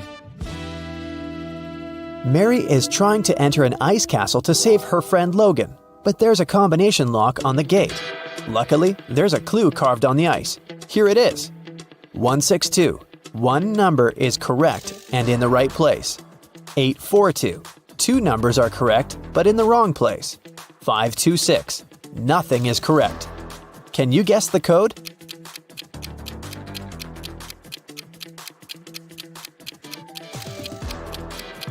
The passcode is 184.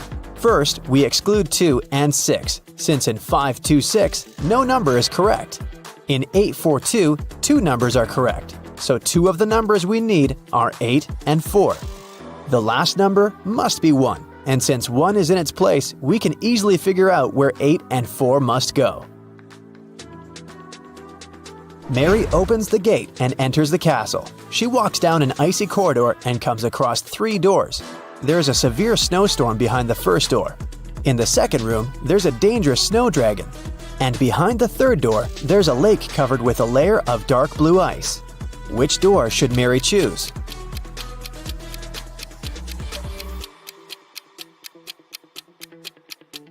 The dragon is a definite no-no. The dark blue ice is thin and unsafe. Mary is likely to just fall into the lake. The first door is the best option. Mary crosses the room and finds herself in a long corridor. The Ice Queen's monsters start chasing her. The girl runs down the hallway and sees another 3 doors made of clear ice. There's a magical snow parrot in the first room. The second room is filled with water. And there's a small black room behind the third door. It looks more like a locker. Which door should Mary hide behind to avoid being found?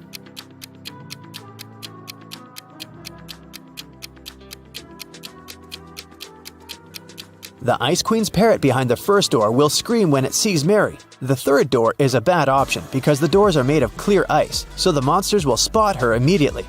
The second door is the best option.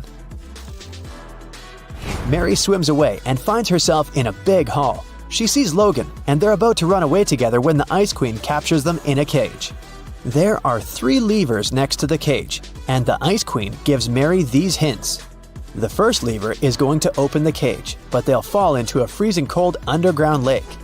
The second lever will open all the cages in the castle and release all the monsters that are inside. The third lever will open the cage, but only 1 person will be able to get out. What should the guys do?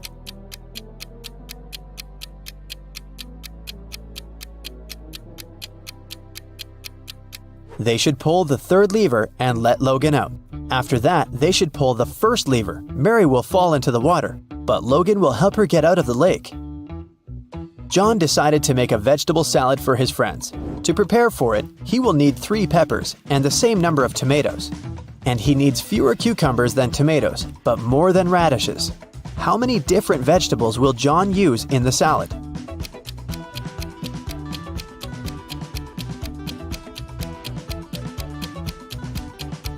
.3 peppers, 3 tomatoes, 2 cucumbers, and 1 radish. A professor went to have his lunch break, leaving 3 students in the lecture hall. When he returned, he realized that an answer sheet for an important exam had disappeared from his desk. He questioned the students. Kyle said, "10 minutes after you'd left, my mom called me and asked me to meet with her near the college building. When I returned, the sheet was already gone." Brian said, No one called Kyle. He took something from your desk and left. and Ryan said, "Brian is telling the truth. When we realized that it was an answer sheet, we ran after him outside, but he had already left." Who should the professor believe?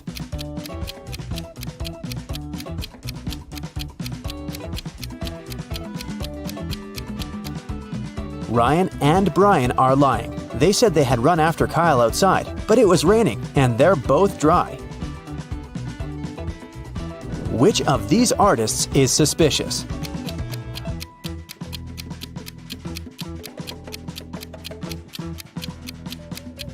The girl on the right has been using orange paint, not red. Then why do her clothes have red stains? Who is suspicious at this party?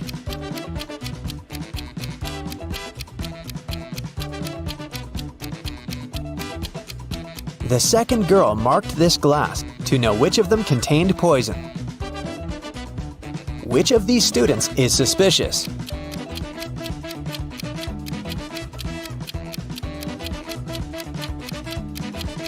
Student 3 only pretends to be writing. He's actually reading a magazine. Which of these women is suspicious?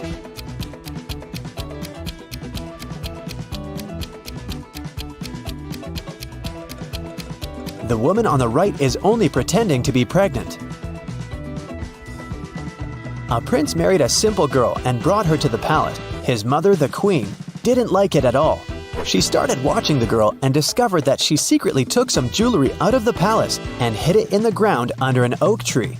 The queen immediately went to the prince and told him about it. The prince checked under the oak tree and actually found the jewels. His wife started begging him, "My prince, I swear, I didn't steal it for myself. I'm leaving the jewelry here so that my family can pick it up later." But the queen said, "She's lying to you. She hides the jewelry here because she wants to sell it when she runs away from the palace." Who's lying?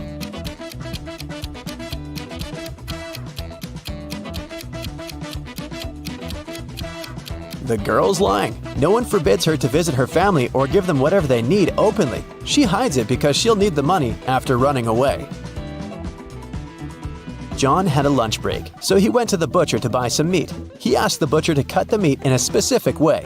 The butcher asked if John was a firefighter. John said yes.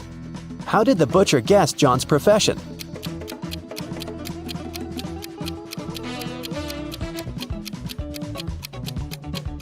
John was still wearing his uniform when he went on his lunch break. Mary went to the forest to pick some berries and mushrooms. Sometime later, the girl realized she had gotten lost. Suddenly, she heard the trees crackling behind her back. There was a monster approaching. Mary ran as fast as she could and managed to get away from the monster. She saw a small house and went inside. An elderly lady lived in the house. She said she would help Mary, but Mary immediately realized that this lady was a shapeshifter. She was the monster in the forest. How did Mary know that?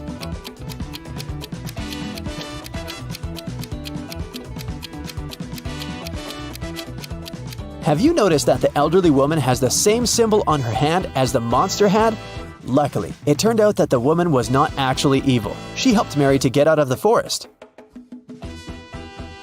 The elderly lady from the forest has 3 cats: Snowball, Bella, and Lisa. They usually sleep on 3 different pillows: yellow, pink, and blue. Bella likes sleeping on the pink pillow. Snowball never chooses either pink or blue. Think about it and try to guess which pillow each of the cats sleeps on.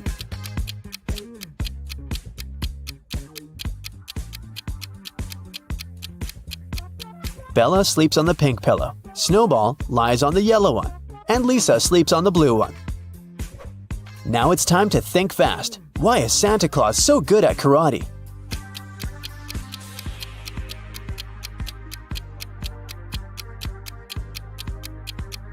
Because he has a black belt. Duh. What bear has no teeth?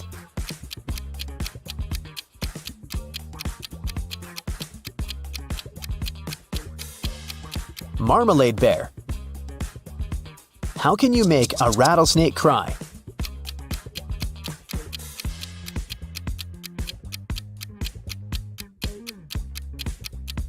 Take the rattle away. Tom bought a sandwich, left it on a table, and went to the bathroom to wash his hands. When he came back, he saw 3 people standing by his table, and the sandwich was gone. Can you guess who ate Tom's food?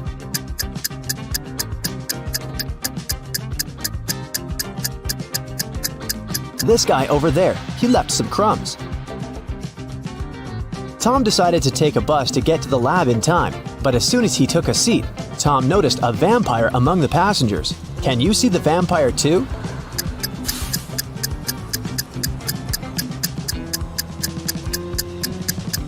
This woman over there. She's wearing an oversized hoodie to hide her sensitive skin from sunlight. It doesn't necessarily mean that she's a vampire, but the absence of any shadow is 100% proof.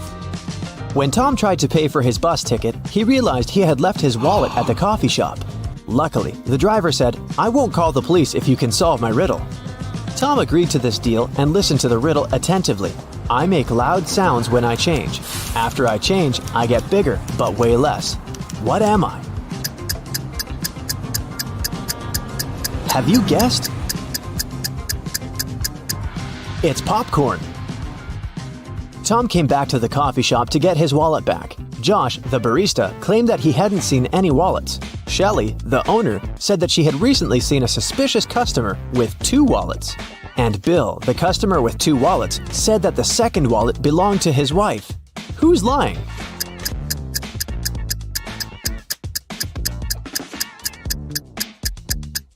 The barista. Take a look at his feet. He's standing on Tom's wallet. Shelley and Josh didn't want to involve the police, and Tom suggested playing a game. He told the barista, "I won't call the police if you solve my riddle. The more you take, the more you leave behind. What is it?"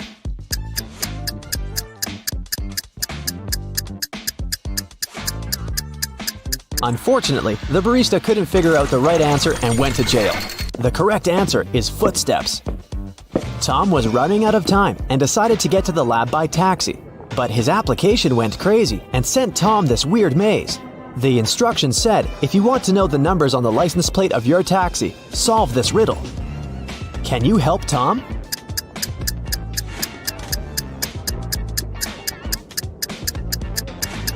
If we go through this maze from start to finish, we'll get to 517.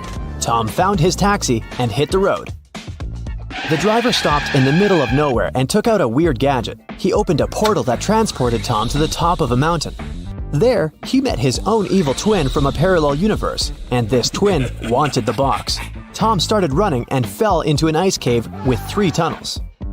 There was a hungry cougar inside the first tunnel. The second tunnel was full of bats that fed on human blood. And a dozen evil wizards were waiting for Tom inside the third tunnel. Which way should he choose?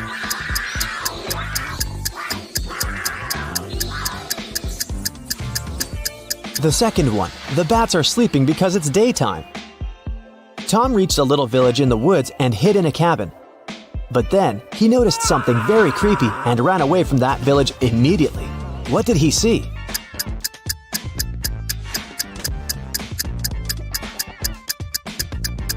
This glove over there is not actually a glove. This cabin probably belongs to zombies, not people. Tom found some road, stopped a truck, and asked the driver to take him to the nearest airport. But the man asked Tom to solve a riddle first. "I am known to bring bad luck when you see me in the dark, but I don't like the rain. But one thing's for sure, you won't hear me bark. What am I?" What should Tom answer to get a ride?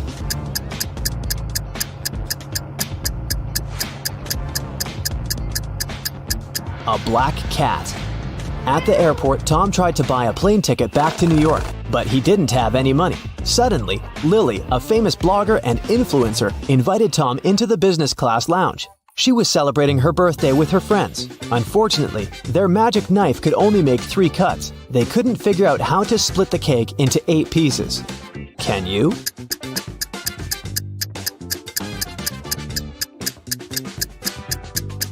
First, they should cut the cake in half. Then they can make another cut so that there are 4 equal pieces. Now they need to cut the cake sideways through the middle so that it has 2 layers. Now everybody has a piece except for Tom. But Lily gave him a more generous gift. She bought the guy a ticket to New York. Finally, Tom brought the mysterious box to the abandoned lab. He noticed a metal door and tried to open it. But the door was locked. A red sign appeared on a little screen next to the door. It asked for a password. There was a hint on the wall. 1, 2, 3, 4, 5, 6, 7, 8. Can you help Tom crack the code?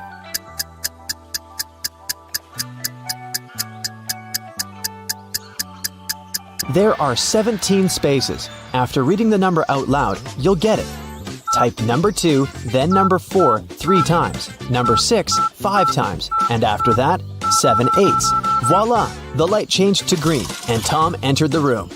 Anna runs a chocolate factory. She offers all her clients a special deal. Anyone can exchange 5 chocolate wrappers for 1 chocolate bar.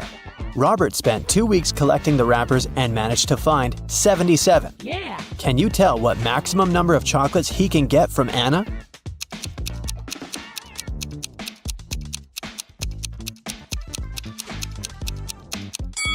Robert can get a total of 19 chocolates. Here's how it works. First of all, 77 wrappers can be exchanged for 15 chocolates with 2 wrappers left. After unwrapping the new 15 chocolate bars, Robert will be able to exchange 15 wrappers for 3 more chocolates. Now he can use the remaining 2 wrappers and the new 3 wrappers to get 1 chocolate bar. 15 plus 3 plus 1 equals 19. Oh, yeah. Henry is an astronaut from Earth. He landed his spaceship on another planet in an unknown galaxy and began to explore the city and its citizens. Very soon, Henry felt a desperate need to go to the restroom, but when he saw these two doors leading to the ladies' and gentlemen's bathrooms, he got really confused. The problem is that Harry doesn't speak the local language, and he can't ask which door is for men and which is for women. Thankfully, he met a local guy, Mo, who could understand English. But he can speak only his native language. What two questions should Henry ask to figure out the right door?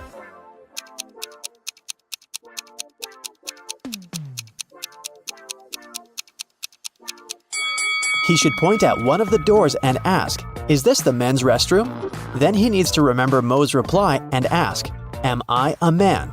If Mo says the same word, then the restroom Henry is pointing at must be for men. And if Mo says a different word, the restroom is for women.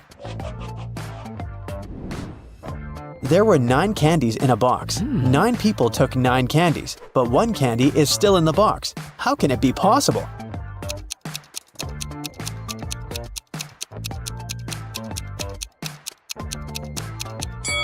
It's pretty simple. The last person took a candy and the box. This way, 1 candy remained in the box. On a cold night, 4 friends were roaming around the neighborhood. At one point, they tried to get under one umbrella, but the umbrella was too small. However, all 4 of them managed to stay dry. How can that be possible?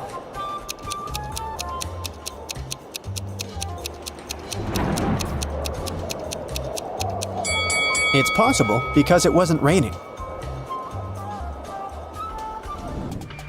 Meet Erica and Jim. Do you have any idea why he pushed her?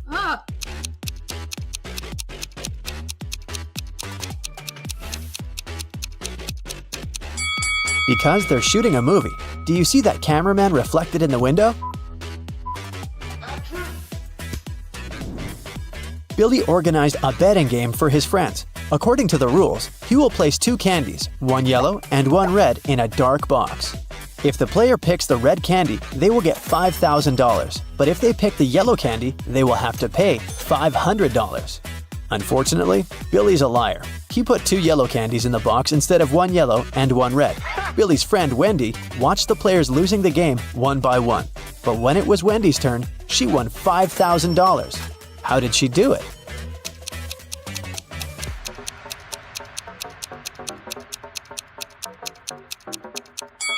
She picked a candy and, without showing it to anyone, ate it. Then she picked the remaining candy, which was yellow, and showed it to everyone. Billy had to admit that the first candy had been red. Otherwise, everyone would find out he was a liar. Nina went speed dating and met 3 handsome guys. The next day, each of the guys asked her out. Can you help Nina make the best choice?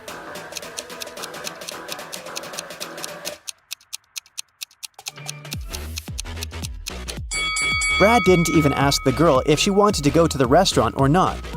Besides, he's pretty rude and bossy. She barely knows Rob. It's not safe to go to his place alone, so Nina should choose David. He looks nice and polite. Hello. Amy has 2 strings. The only thing she can say for sure is that when you light one end of either string, it takes exactly 1 hour to burn. Can you help Amy measure 45 minutes with the help of the strings?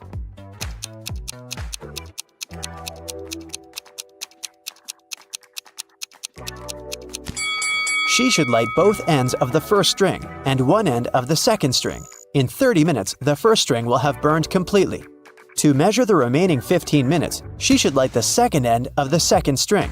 When it's fully burned, we'll know for sure that 45 minutes have passed. Adam is a famous opera singer. He's going to perform for the king and queen for 7 days in a row. In return for his work, they should pay him 1/7 of a gold bar per day. Adam doesn't accept prepayments. He requires a daily payment, which is 1/7 of a gold bar. What's the fewest number of cuts they should make to be able to pay Adam each day?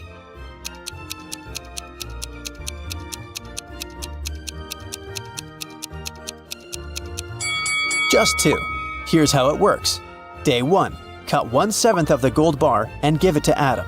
Day 2, cut 2/7 of the gold bar and give this piece to Adam. He'll give you 1/7 of the bar back. Day 3, give the singer the 1/7 piece you received the previous day. Day 4, Give Adam 4/7 of the gold bar, and he will give you the 1/7 and 2/7 pieces as change. Day 5, give Adam the 1/7 part of the bar. Day 6, give him the 2/7 piece and get the 1/7 one as change. And finally, Day 7, give Adam his final 1/7 piece of the gold bar. Jenny and Sam arrived at a picturesque campground. They had to set up a tent. There were 3 good spots: in the forest, in the field, and near the lake. Which place should they opt for?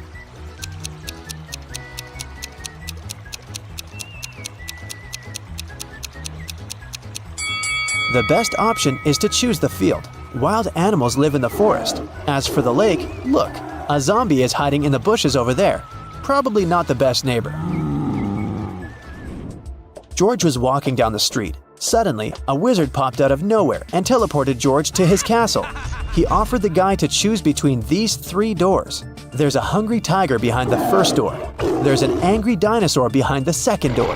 And the room behind the third door is filled with toxic gas. Which door should George choose?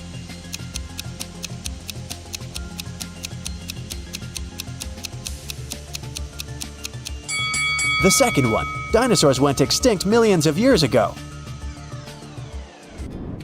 Jerry has an apple tree. The number of apples on his tree doubles every week. After 30 weeks, the tree is completely covered with fruit. Can you guess how many weeks the tree needs to get half covered with oranges?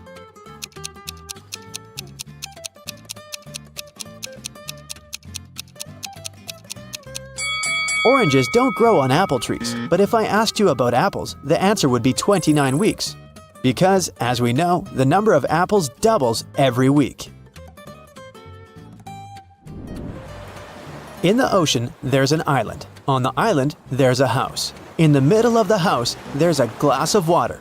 Inside the glass of water, there's a coin. What's in the middle of the ocean?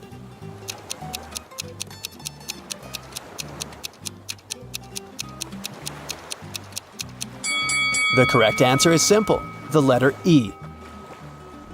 Harry went to a party. He liked these 4 ladies. He wanted to talk to one of them. Which one should he choose?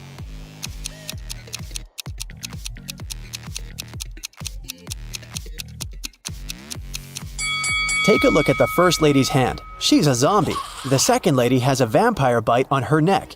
She can turn into a vampire any minute and ruin the date. And the fourth lady is a ghost, so Harry should go and talk to the third lady. Hello. Detective Thomas received a call from Holly. She said, "Please come over. I got robbed. It happened so fast. I left my purse in the backseat of the car. When I stopped at the traffic light, someone opened the door and snatched my purse." Detective Thomas hit the road and rushed to the crime scene. But when he saw Holly, he realized that she was a liar right away. How?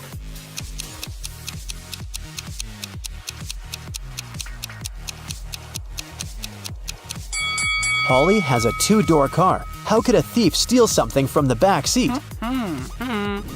There are 3 houses. One of the houses seems very weird. Can you tell which one of them looks suspicious?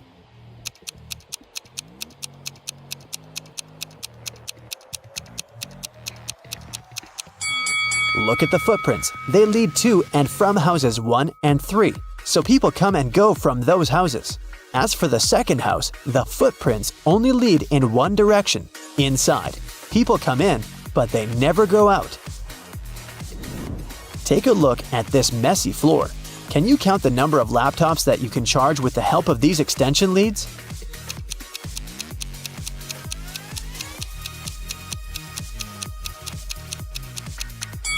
The cord of extension lead 3 is torn. As for the second lead, one of its outlets is broken. Extension lead 4 has only one outlet, which makes the entire thing pretty useless. And extension lead 6 doesn't have any cable at all. Now let's see what we can do about it. Connect extension lead 1 to the wall outlet. Then connect extension lead 2 to extension lead 1. This way, you can use 2 outlets from the first extension lead to charge 2 laptops. One outlet of extension lead 2 can be used to connect the 5th extension lead, and one of them is useless anyway. Now we can use 2 outlets from extension lead 2 and all 4 outlets of the 5th extension lead to charge 6 laptops. So the total number of outlets in use will be 8. Simple! Danny and Diana are spouses. They jog in the park every morning. To match every 2 steps Danny makes, Diana needs to take 3 steps. If both of them start with the right foot, how many steps would they make before their left feet are in the front at the same time?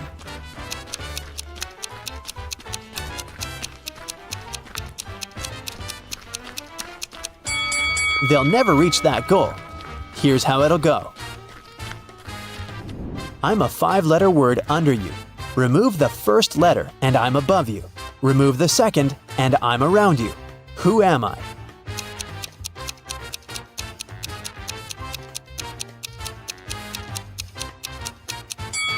Well, have you managed to crack this riddle? It's a chair. Great job! Right before a restaurant was about to open, someone stole all the money from the office. A detective arrived for interrogation. A cook said that he was working hard and didn't have time to walk or gaze around, so he didn't see anything. The security guy said that he was in the bathroom and didn't steal anything. The waiter said he remembered seeing one visitor heading to the office. Somehow he ignored it and didn't stop them. The waiter got arrested for stealing the money. Why?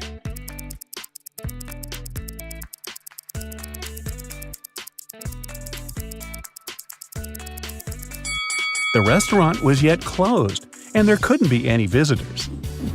Kennedy woke up in some dungeon. She tried to escape, but the door was locked. All of a sudden, a clock appeared and started ticking. It said that there would be an explosion in half a minute if she didn't crack the code. It was just one number, but the trick was that Kennedy only had 2 attempts. Luckily, there was a hint. Kennedy tried 60, but it didn't work. What must be her second guess?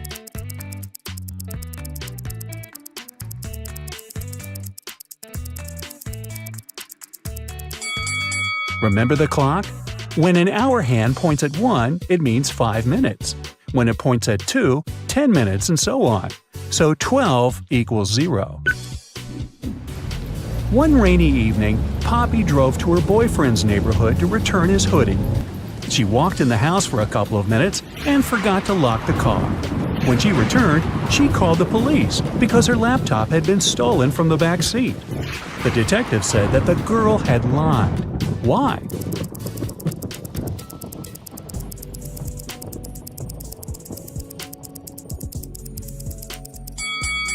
Poppy has a 2-door car. There's no back seat in her automobile. Ms. Brown, Miss White, and Mr. Green are best friends who met up at a restaurant to celebrate their college graduation. Ms. White suddenly noticed one fun fact and said, "Look, we're all wearing our colors, but no one wears their color." "Yeah, Virginia White, you're right," responded the girl in a green dress. "Can you tell who is who?"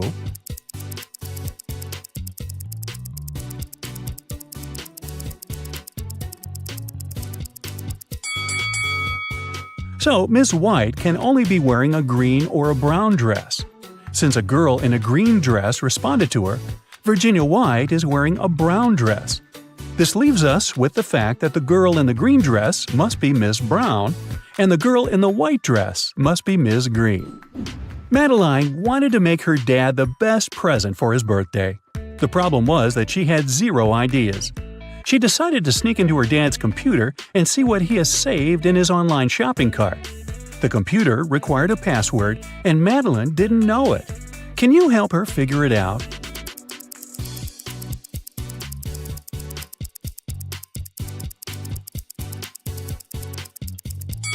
Look at the desk. There's a note, and it has quite a lot of typos.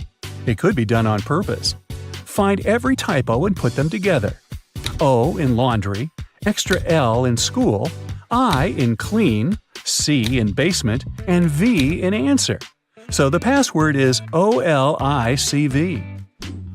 Ned works in a club, and his job is to check people's IDs and to not let any suspicious people in. Take a look at these 3 ID cards and figure out who wasn't supposed to enter the club. So, here's the first one. She seems fine, let her in. What do you say about this girl? Don't let her in. The month and date are flipped. She must have a fake ID. Bye, girl. Okay, next. Look. In or out? Look, the guy in the photo has a tattoo on his neck, but in reality, he doesn't have one. That's suspicious. Don't let him in. Okay, here's the next guest. He seems fine to me. And this girl? She seems alright. Green light. Okay, another one. In or out? Look, there's a typo in birth. Official documents don't have any typos, so this ID must be fake. I wouldn't let her in. Melody and Belle are sisters. Melody has cool clothes, and Belle always borrows something from her without permission. One day, Melody was going to a party and couldn't find her favorite top. She knocked on her sister's door. Belle opened the door, but saw it was her sister and shut it. In a couple of seconds, Melody broke into the room and started searching for the top. But she didn't find it anywhere and had to leave. On her way out, she remembered something and managed to find it. Where?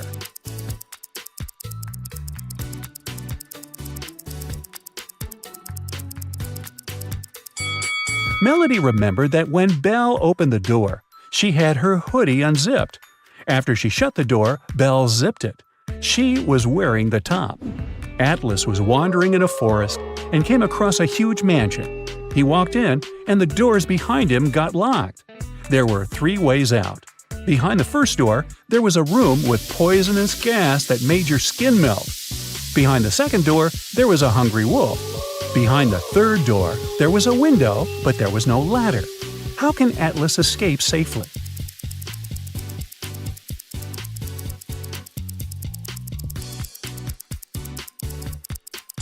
He should pick the third door. He just walked in, so he's on the first floor. He won't need a ladder to get out of the window safely.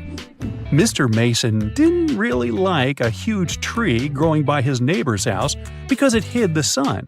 He was super happy when the tree was no more one day after a raging storm at night. Still, his neighbor called the police and reported Mr. Mason for cutting the tree on purpose. Mr. Mason denied doing it. Who is right?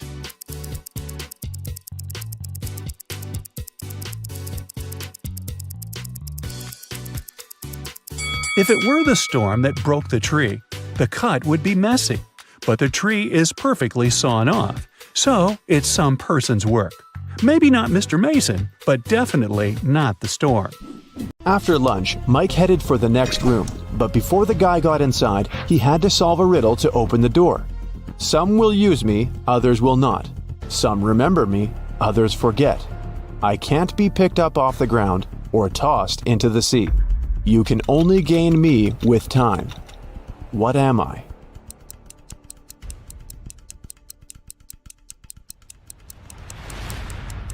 The correct answer is knowledge. Mike entered a beautiful party hall filled with people in costumes and masks.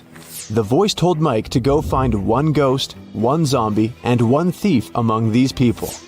Look at this crowd very attentively. Can you see them?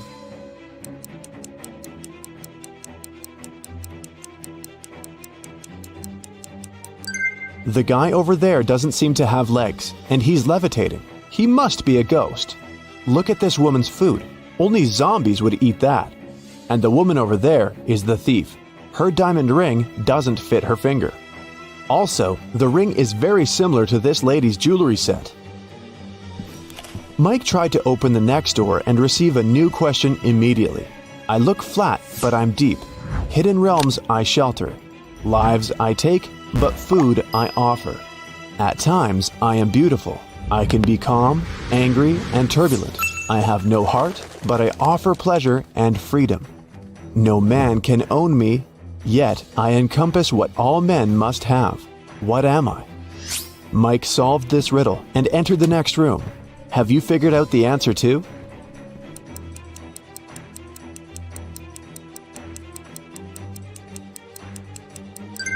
The correct answer is, I'm the ocean. Mike saw the next door, but whatever he did, he couldn't open it. He spotted an electronic lock on the door and a map of a maze on the wall. The voice said that Mike must solve the riddle to open the door. Can you help?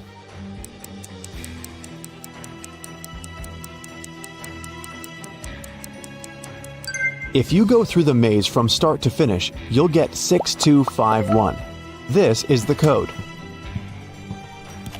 When Mike finally entered the room, he saw a locked safe. The voice said that Mike's task was to open the safe. What buttons should he press?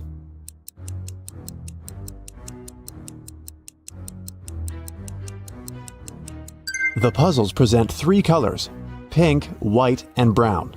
Mike pressed the correct buttons and unlocked the safe, but he only found 1 small coin inside. The next room was empty, except for an old vending machine in the corner. Mike came closer and noticed a small key inside the machine. Suddenly, the walls began to move. The room was getting smaller and smaller. The voice told Mike to be careful because the vending machine was broken. Some wires were torn and mixed up.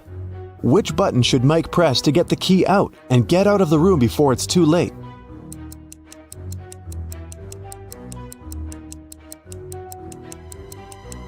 Mike should use the coin from the previous challenge and press the 4th button.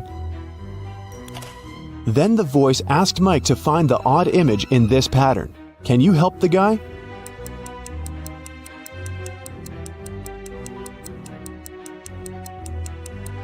The couple over there is different. In another room, Mike met a nice elderly lady, Miss Jason.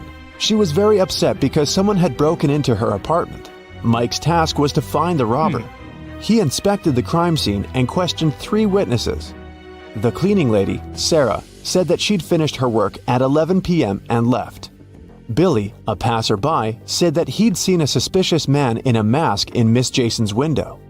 Kelly, the neighbor, was visiting her boyfriend in another city. Who's lying?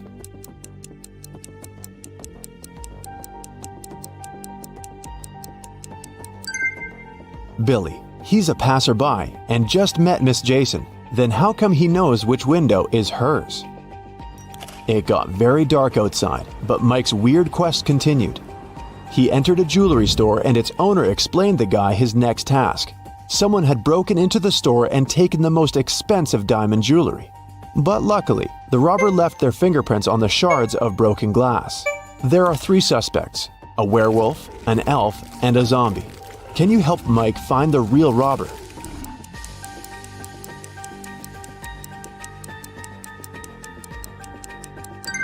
It was the elf. He's the only creature among them with human-like fingerprints. Another door led Mike into a creepy lab. There, he saw a mad scientist playing a strange game with his patients. He asked them to choose between 2 pills. One of them was a harmless capsule with vitamins, while the other one was a sleeping pill.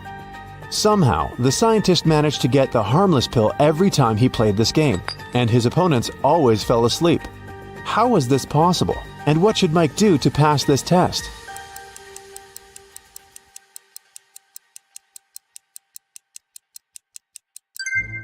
Both pills were actually harmless. The scientist added a special substance to the glasses of water he offered his patients to wash down the pills.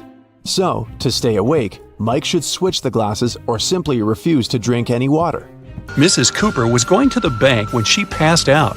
Cece was passing by when she noticed the woman on the ground. She called the ambulance and the police. Soon the woman came to her senses, but she found out that someone had stolen all her money. There were 3 suspects, Cece and 2 other pedestrians, Teo and Mason. Who is the thief?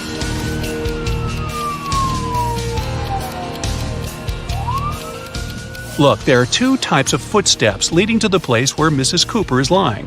One of them belongs to her, and the other was left by Cece. There are also 2 parallel straight lines, which must be the prints left by a wheelchair. So, the thief must be the man in the wheelchair, Mason. Mrs. Ford reported to the police that her neighbor, Anthony, had stolen her golden figurine. She said, "I was upstairs vacuum cleaning when I heard someone enter the house. I walked up to the window and saw my neighbor leaving the house a half-minute later. When I went downstairs, I saw that my golden figurine had been stolen." Anthony denied passing by Mrs. Ford's house that day. Who should the detective believe?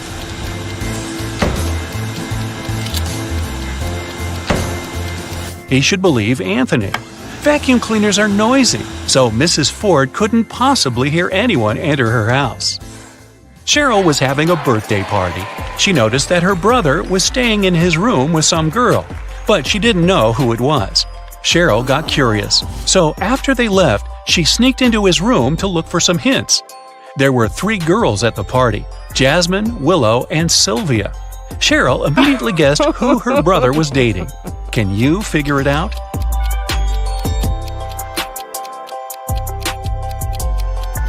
It's Sylvia. Look, there's a jacket in the room. Sylvia was wearing it at the party. Now I'll show you some pictures, and you'll need to understand what's wrong with them. Let's go. Here's the first one.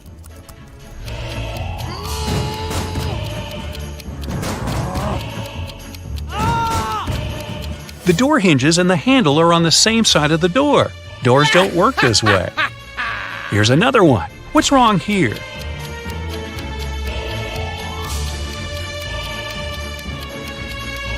The woman isn't wearing a necklace, but it's reflected in the mirror. And what about this one?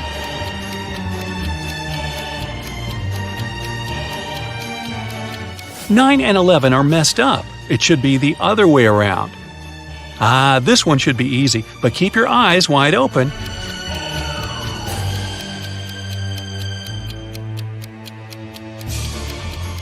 Right, there's no red traffic light. Paris went on an expedition to a desert for a month. She didn't have a strong internet connection, so she couldn't talk to her boyfriend often. Still, one day, she managed to video call him. But that call didn't end well. The girl broke up with the guy. Why?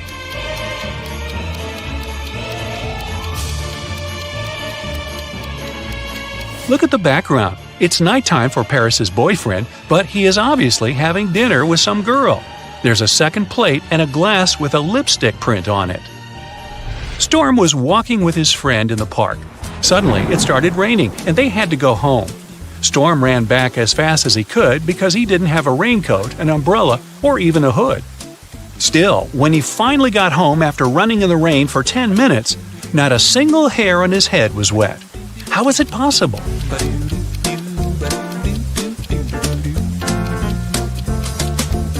Storm was bald. In an alternate reality, Mrs. Savad was trying to persuade her daughter, Amy, to go to a party. Amy wanted to do her homework instead. Weird, huh? Mrs. Savad bought Amy an amazing dress, but the girl still refused. It continued until her mom promised that if Amy went to that party, she'd let her do her homework 16 hours a day every day for another month. Later, Mrs. Savad left for her own party. When she returned, she realized that Amy hadn't left the house. How did she know?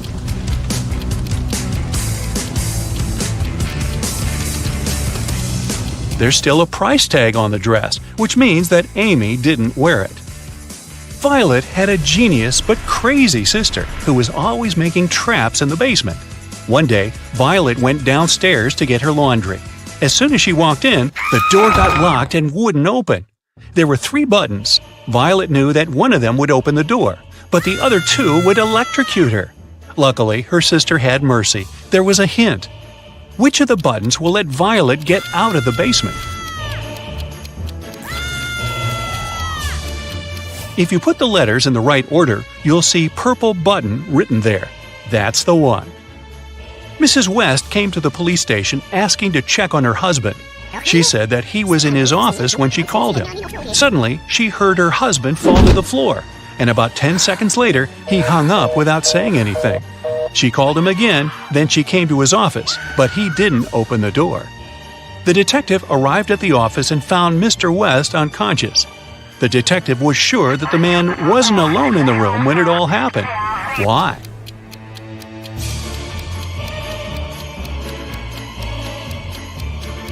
Someone had to hang up the phone.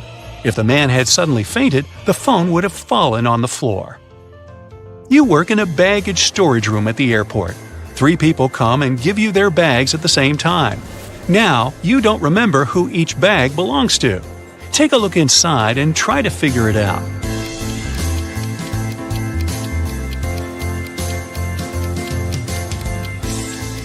There's just one girl, so the bag with a dress inside probably belongs to her. The blind man doesn't need this mirror, which means that this bag must belong to the bald man.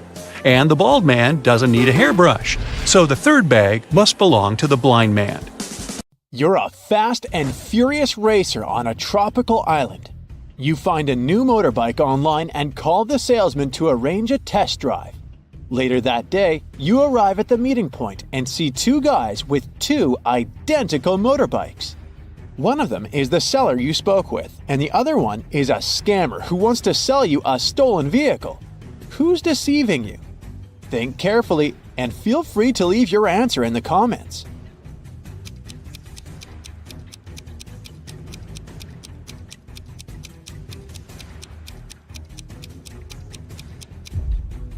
The salesman text message has the logo of his motorcycle store. The guy on the right has a baseball hat with the same logo.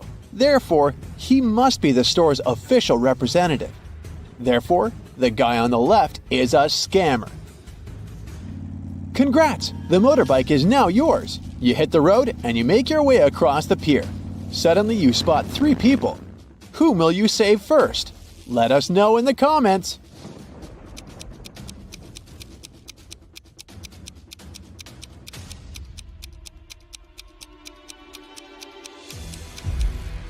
The teen is playing with a rattlesnake, which looks pretty dangerous.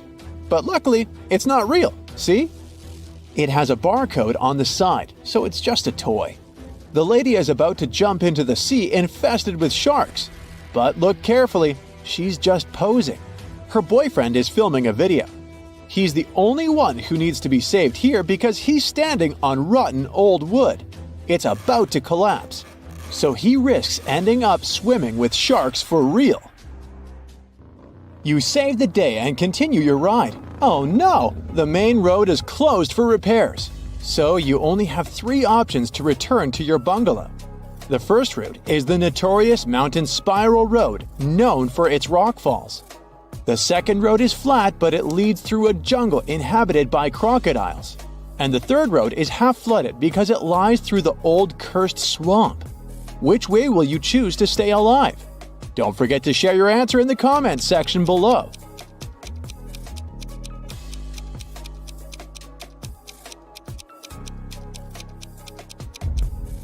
Take a closer look at the second route. The sign says Crocodile Farm. This means that the crocs are kept indoors under supervision. So this is the safest choice.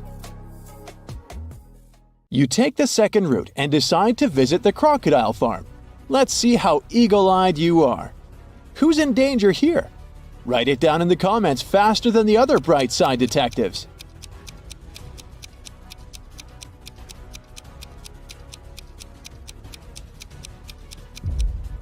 This tourist has crossed the barrier. The tourist's name is Mimi. You help her get out of the barrier safely, but in the process, she scratches her leg. So you bring Mimi to the local hospital. Can you spot anything suspicious here? If you nailed it, please share your answer.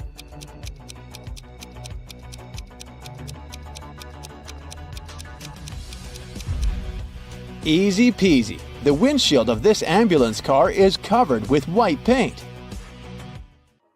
You enter the building and face three surgeons in the lobby. Which doctor is dangerous? Don't let the imposter get away. Share your suspicions.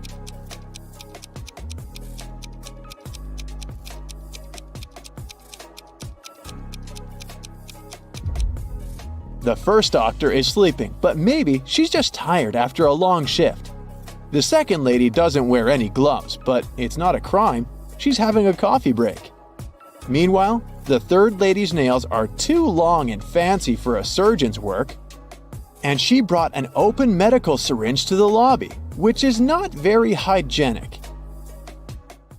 The doctor takes Mimi away. You decide to have a walk around the hospital and face the following scene. Two greatest enemies, Gia and Kai, wake up simultaneously in a hospital room.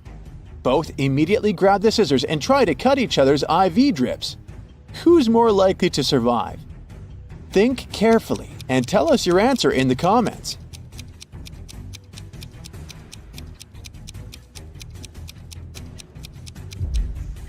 Someone whose drip is cut farther away from the arm has a better chance of surviving. This way, more medicine will manage to get into the body, and our hero will win extra time before the doctors arrive. So it's likely going to be Gia.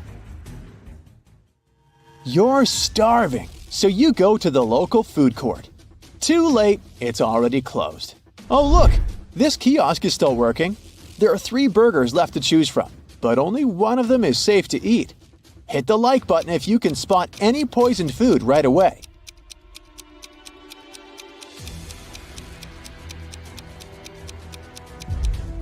The first burger was cooked 5 days ago, according to its tag. No, thank you. The third one was prepared today, but there's a fly sitting on the meat. Flies can spread diseases. Only the second burger, which is packed in cling film, is a safe option. Does anyone have a better answer? Feel free to share. The next day, you go to the local beauty salon to get a haircut. Unluckily, one of these hairdressers is a maniac. Write your answer in the comments if you can guess who.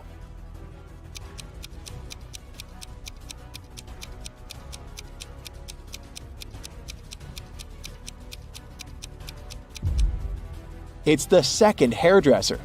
The fire haircut technique is pretty normal these days, but he's also hiding an axe in his pocket, which is far from normal. Busted! Your haircut is done, and now it's time to chat with your buddies. They send you some selfies. Sally is getting ready to skydive. Bobby is taking a yoga class, and Caleb is riding an ATV through a desert. Who's least likely to survive? Give this video a thumbs up if you already know the answer.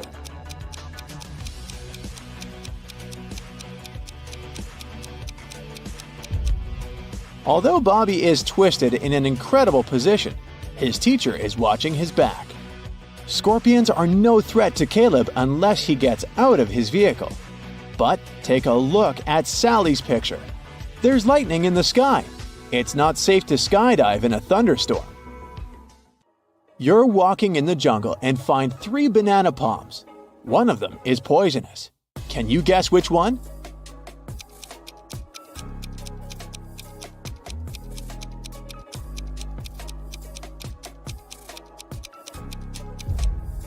Okay, the first stack looks bad at first glance because its bananas have turned dark, but it doesn't mean that they're poisonous. The third palm has the fewest bananas, so probably many people were eager to eat them. But take a look under the second palm. Someone picked a banana, took a bite, and then just dropped it on the ground. That's suspicious. So, this is the dangerous palm. But if you have a different opinion, please let us know in the comments. In the evening, you go to the local carnival. 3 ladies want to dance with you, but unfortunately, only one of them is a safe partner. Can you guess who's dangerous? Think carefully, and don't forget to share your thoughts in the comments.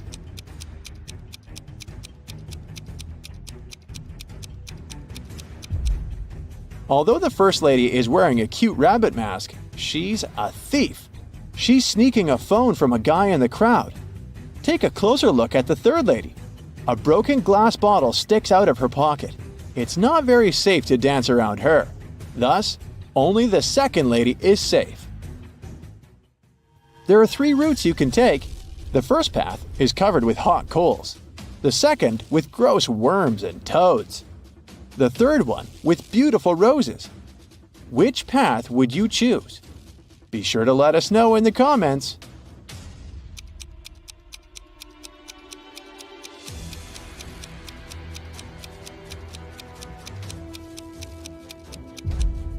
Hot coals can burn through your shoes and rose thorns can scratch your skin, so the second path is the best option.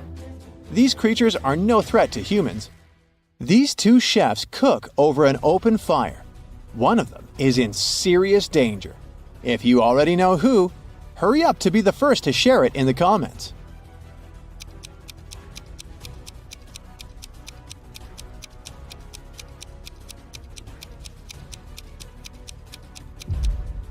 Well, well, take a closer look at the first chef.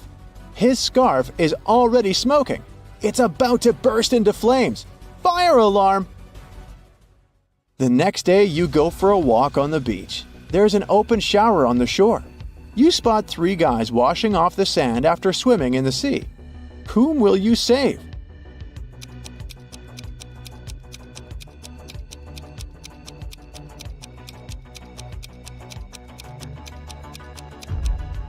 The third guy is in danger.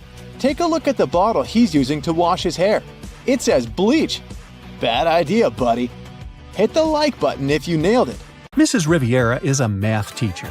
She collected her students' homework, made them do a computer test, and started to grade the assignments during the class. She came across 2 very similar homework sheets and realized that one of the students copied the work of the other. Here are the students, Asher and Holden. Can you tell which one of them is the copycat?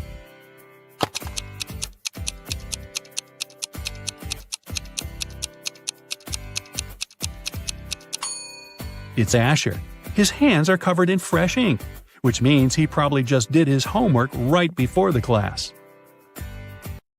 Mr. Reed came back home at night after another long shift. His wife was still up. He kissed her and went to bed. Mrs. Reed had been suspecting that her husband was cheating on her for a while already, and this time she wanted to know for sure. She decided to check his pockets. The next day, she told her husband that she knew he was cheating on her. Why?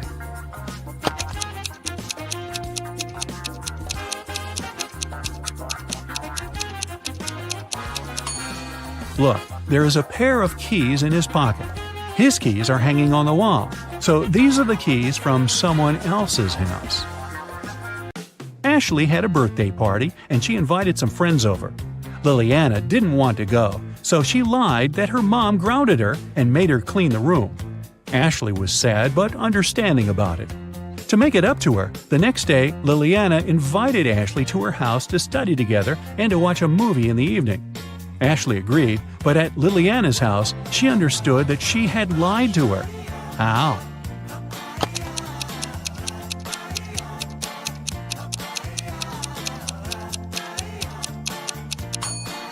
Liliana's room is still messy. If she had cleaned it the previous day, it'd be neat. A famous rich writer was living alone in a mansion and never went outside. The only people she ever saw were her cook, her gardener, and a cleaning man. One morning, before breakfast, the cleaning man found her poisoned in her room and called the police. The 3 of them were suspects. The cook was watching a cooking blog on YouTube. The cleaning man said he just came to start the job when he found the lady. The gardener was in the garden planting some flowers. Who poisoned the lady?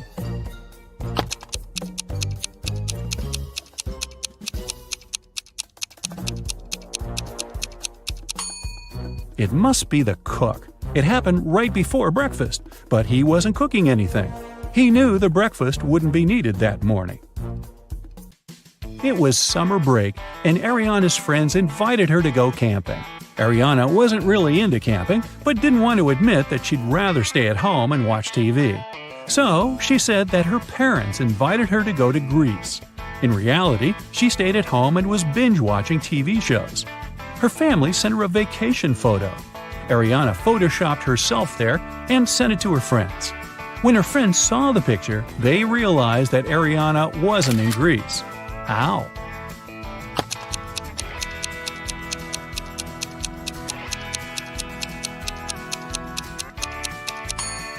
Ariana photoshopped herself, but her friends noticed that everyone in the picture except for her cast a shadow. Hallie works at a gas station in a city suburb. It was calm and quiet there. One day, she only had 3 customers. The first one got something to drink. The second one got some chocolate bars, and the third one just paid for gas. One of them was a criminal, and Hallie reported him to the police. Who was the criminal, and how did she understand it?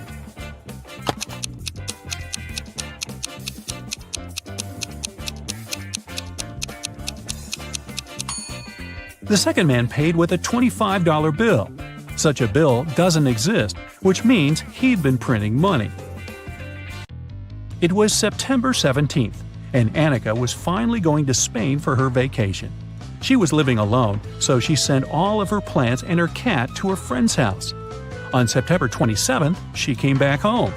Once she walked in, she realized that someone was in her house while she was away. How did Annika understand it?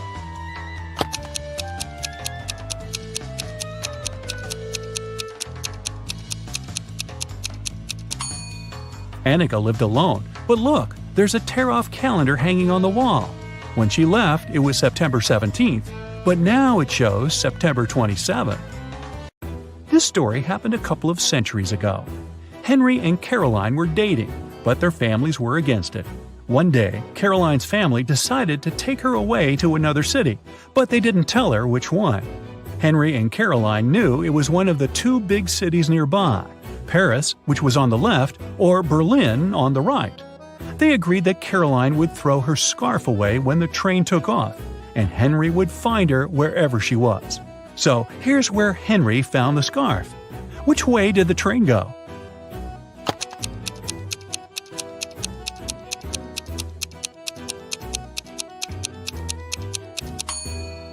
If you throw something from a moving train, it flies in the opposite direction. Henry found the scarf on the right part of the train station, which means the train headed left to Paris. Spoiler, a couple of months later he found Caroline there, and they lived happily ever after. A tragedy in the artist's house. Ryan was a famous artist. Unfortunately, when he was 60, he had an accident that left him blind. The man hired 3 people to help him: Jason, the driver, Laura, the housekeeper, and Timothy. He looked after the garden. One afternoon, Timothy went to talk to Ryan and found the artist on the floor. Someone had attacked him. The police arrived to investigate. Jason told him he and Ryan had had a great time in the morning playing computer games. Then he left to pick up Ryan's daughter from the airport. Laura said she'd spent all day in the kitchen cooking dinner. And Timothy said that before finding Ryan, he had been at the market choosing new fruit trees for the garden. Who is behind the attack?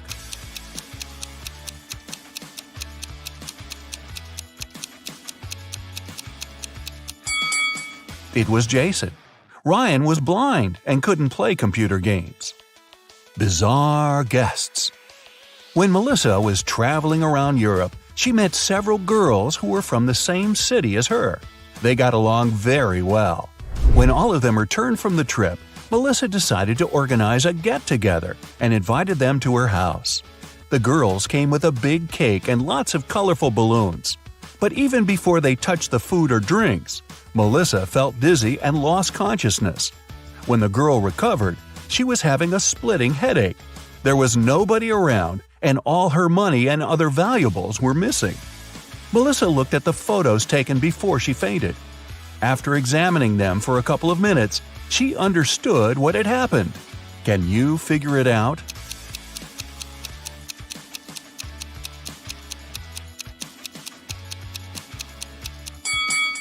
There was sleeping gas in the balloons. The other girls must have put on face masks not to be affected by the gas. When Melissa lost consciousness, they took all her expensive stuff and left. Wow, time to get some better friends, huh? A mysterious disappearance. Stephen called the police and told him his wife Lisa was missing. She called her husband at 8 in the evening and told him she was about to go home, but she never arrived. The police questioned 3 suspects. Ashley, Lisa's best friend, said she had just returned from her vacation. Mark, the neighbor, was sure he'd seen Lisa in the afternoon, driving off in her car. And Paul, Lisa's colleague, told the police he'd spotted the woman in a shopping mall in the evening. Who's lying?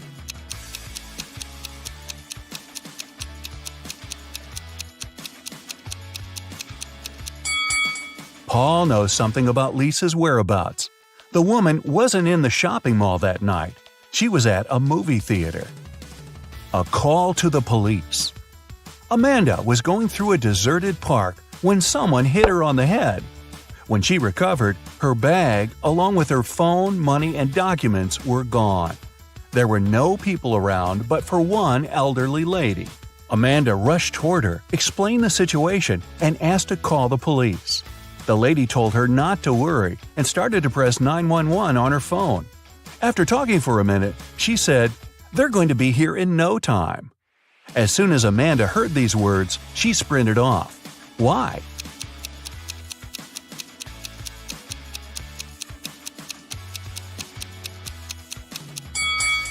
Amanda saw the lady's phone didn't have any signal. Then how could she call the police? A suspicious senior citizen. A date. Betty was on cloud 9 after 2 guys asked her out. But she felt she couldn't give hope to both of them. She had to choose one. Stephen was her secret crush. From a rich family, handsome and smart. She'd been dreaming about him for a year. John was a good guy too. She knew for sure he was kind and funny. The girl was at a loss. Which one should she pick? Any ideas?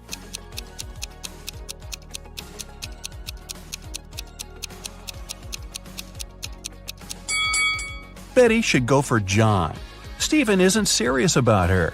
He has a lipstick mark on his neck, left there by Stanley. So yeah, better choose John. A bizarre code. Brian's friends invited him to spend the summer vacation in Europe with them. Unfortunately, the guy had serious study problems. To punish him, his dad took his passport away and locked it in a safe. The only way for Brian to get his documents and have some fun was to crack the code. Yeah, we still don't want to crack the books, huh? When he sneaked into his dad's study, he saw a piece of paper stuck to the safe. There were 3 drawings on it: a rose, a rainbow, a calico cat, and a banana. Brian thought for a while and then pressed 4 numbers. The code was correct and the safe opened. Which numbers were they?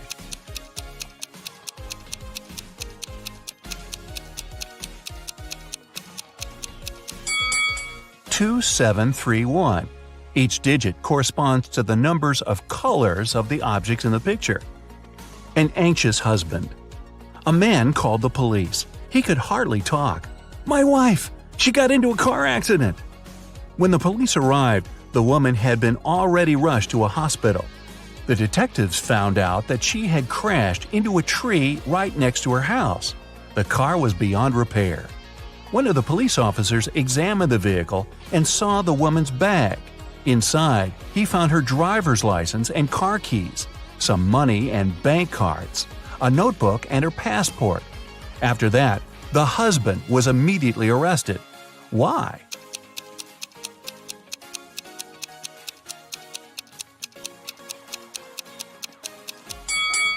How could the woman's car key be in her bag if she was driving? That's a good question. Find the thief. Detective Lawrence was walking along the street when he heard someone screaming. He rushed over there and saw a teenager crying. What happened? "I was talking to my friend when someone grabbed my phone and pushed me to the ground. When I came to my senses, there was no one around, but I saw that cafe's door closing." The detective entered the cafe the girl was talking about and looked around. There were 5 people inside. All of them seemed to be rather decent. Can you figure out who's the criminal?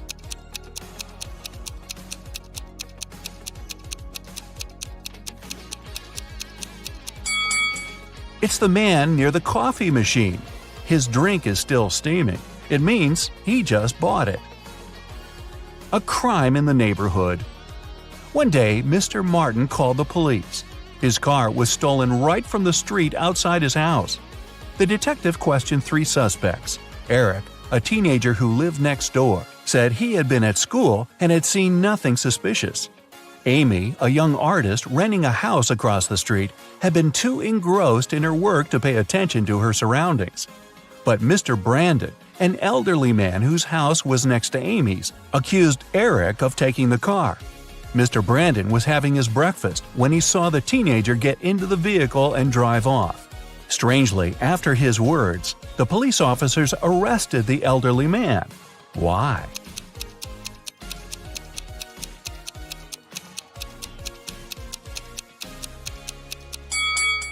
The only thing Mr. Brandon could see out of his window during breakfast was his tall brick wall.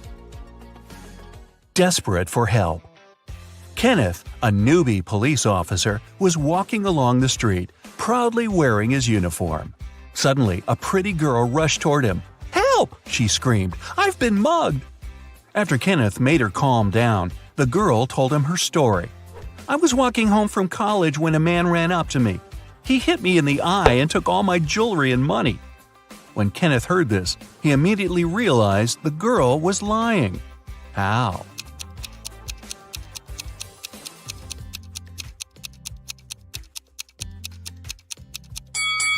The girl was wearing glasses. If the criminal had hit her in the eye, her glasses would have been shattered. A runaway wife. Sharon's husband was a wealthy businessman. He never had time for his wife. One day, the young woman had enough. She took some money and ran away. She knew it wouldn't be difficult for her husband to find her. That's why she tried to be as discreet as possible. The next hotel where she checked in was good, but nothing special. She hardly had enough time to unpack her things when someone knocked on the door. The man said he was from the reception. But when Sharon opened the door, she realized her husband's people had found her. How did she figure it out?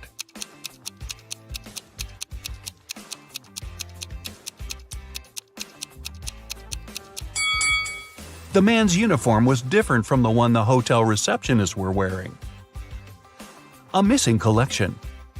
Mr. Bernard had an unusual hobby. He collected rare watches. One day, he came home and discovered his collection was gone. He called the police. They decided to start by questioning the man's neighbors. George said he had a busy day – meetings, video conferences, emails. Anna told police she had been feeling unwell since the very morning.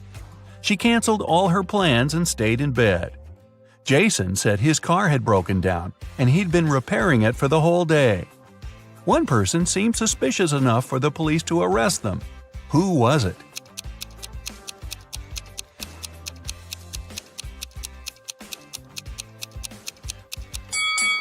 Anna was lying. Look at her, all dressed up, wearing accessories and makeup.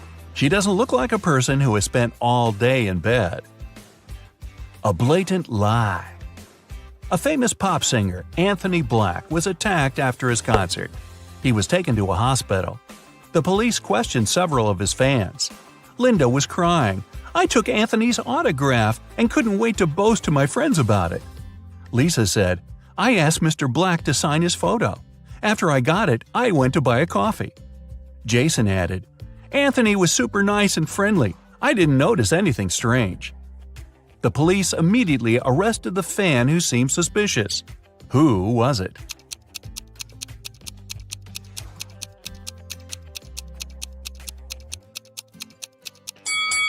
It was Lisa. The autograph in the photo looks different from the singer's real signature. And how fast will you find the answer to this riddle? It equals 4. Cat equals 6. Time equals 8. Hippo equals 10. Cheetah equals…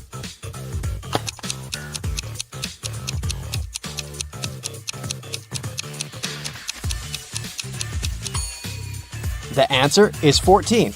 Each letter equals 2. Brenda was traveling by train.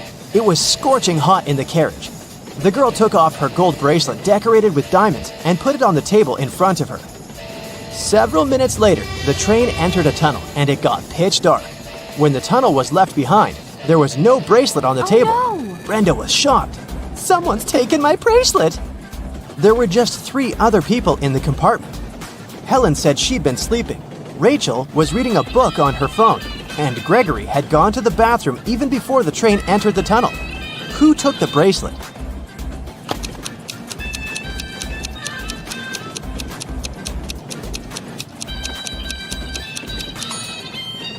It was Helen. Before she had her sleeves rolled up, but now they cover her arms down to the wrists, hiding the bracelet. What usually happens with plants in math classrooms?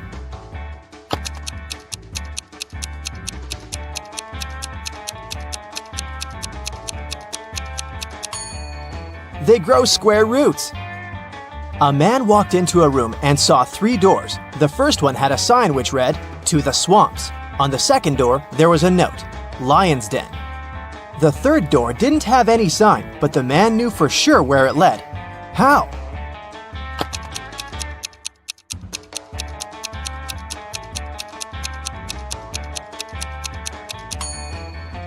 It was the door he had entered through. A baby giraffe doubled in height every month till it reached its dad's size. It took 10 months. How many months did it take the baby giraffe to grow half its current height?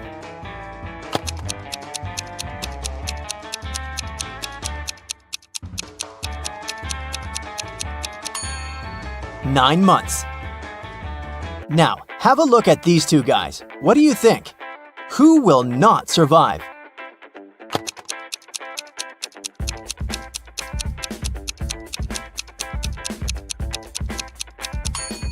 Most likely the guy on the left. His slingshot sure can cause some harm to the guy on the right, but he'll definitely survive. But should he step off the wooden board, the other guy will immediately fall into an abyss. A rich man, Mr. Thomas Green, disappeared right from his home. The detective assigned to this case found a note at the crime scene. It read, 1st of January, 4th of October, 5th of March, 3rd of June. The detective guessed that the criminal's name was hidden in the note. The suspects were Jack Green, the rich man's son and heir, June Green, the man's wife, and John Jacobson, Mr. Green's employee. The detective deduced the name of the culprit in no time. Can you do the same?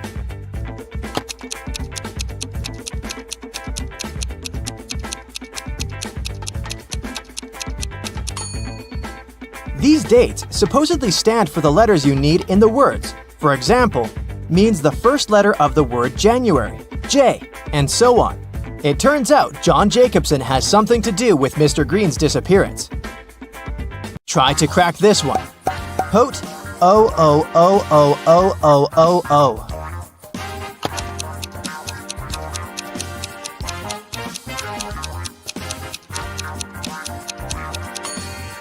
That's Pote 8 O's, which is potatoes. 1 end, 3 end, 5 end, 7 end.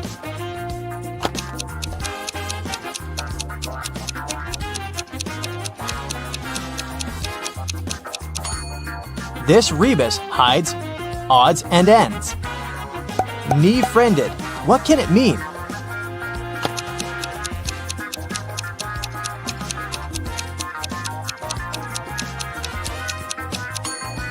It's a friend in need. A student put his final exam paper into the pile of other students' papers. The professor told him, "I saw you were cheating on the exam. You'll get an automatic fail." Strangely, the student just walked away. When the exam scores were announced, he found out he had an A. How come?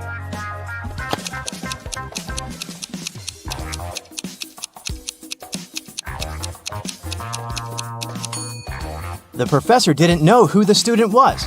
That's why he graded his paper just like anyone else's. You're playing table tennis when your ball falls into a 1-foot deep narrow metal pipe sticking out of the concrete floor. How can you get the ball out of the pipe if all you have is your tennis paddle, a plastic bottle filled with water, and your shoelaces?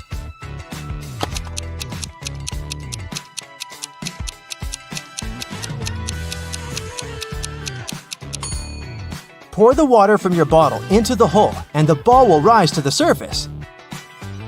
You have an equation made of matchsticks. 6 plus 4 equals 4. Move just one matchstick to make it true.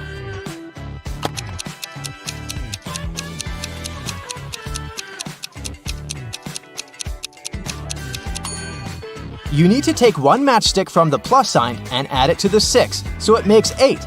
Then you'll have 8 minus 4 equals 4. Sheila participates in a beauty pageant. The next catwalk will take place in 30 minutes. Sheila leaves her stuff in the dressing room and goes outside to talk on the phone. After that, she returns and sees that someone has torn her costume. Sheila gets furious and questions her rivals. Millie says, "I was getting my makeup done, so I sat in my chair motionless, and I couldn't look around." Chelsea says, "I was in a toilet. I think I ate something wrong for lunch." And Isabella says, "I was outside the dressing room filming stories for my subscribers." Who is lying?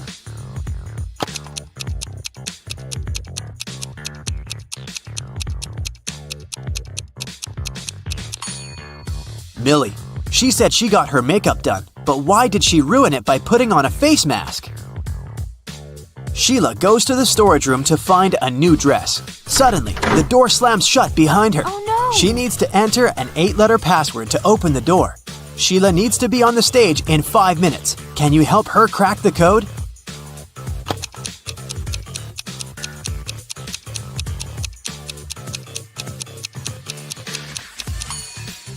This picture on the wall is a hint. Sheila needs to enter paradise. Sheila opens the door and meets face to face with creepy rats. She runs away and gets lost in the basement. Sheila finds these 3 doors leading to the stage, but each door is hiding some danger. There are broken wires and a puddle of water on the floor behind the first door. There's a scorpion behind the second door waiting to bite Sheila.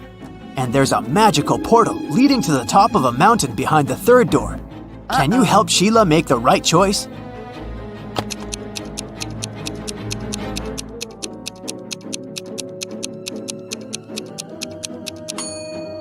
She should choose the first door. There's enough space. Sheila can crawl underneath the wires. Sheila enters the stage and spots 3 weird details in the auditorium. Can you see them too?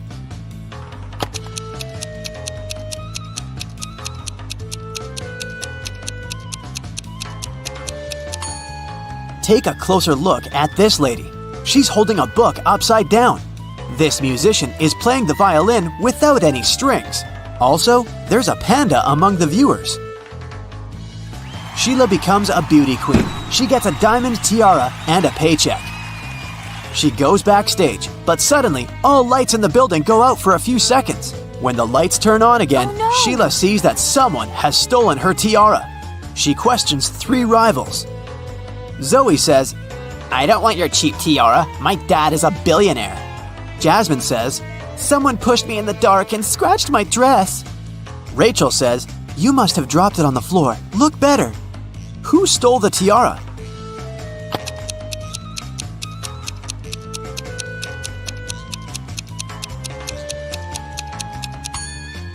Zoe. It's hidden under her diamond necklace. The next day, Sheila wakes up in a creepy castle. A wicked witch turned her into a monkey. To break the black magic, Sheila needs to use a spell. But the spell book is locked in a box. The lock requires a 6-digit code. Can you help her open the box?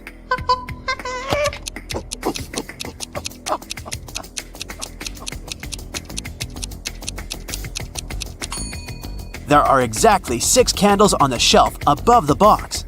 It's a hint. Each candle has a particular number of dots, so the code is 24361. There are 4 big houses in Sheila's neighborhood. All 4 are standing in one row, and they have different colors: red, green, white, and blue. Mrs. Jones's house is somewhere to the left of the green house. The third house in the row is white. Mrs. Snake owns a red house, and Mrs. Crystal doesn't live at either end of the row, but she lives somewhere to the right of the blue house. Meanwhile, Mrs. Dillon lives in the 4th house. And the first house isn't red. Can you decide who lives where and what the color of each person's house is?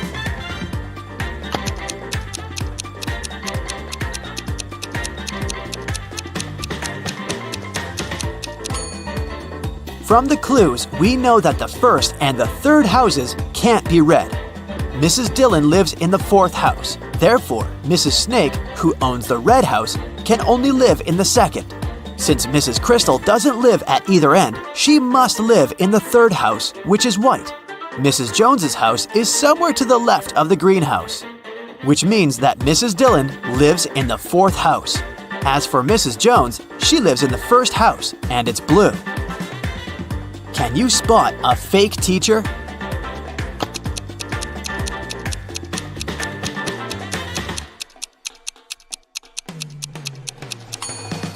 The guy on the left isn't a real teacher, he's an actor. Take a closer look.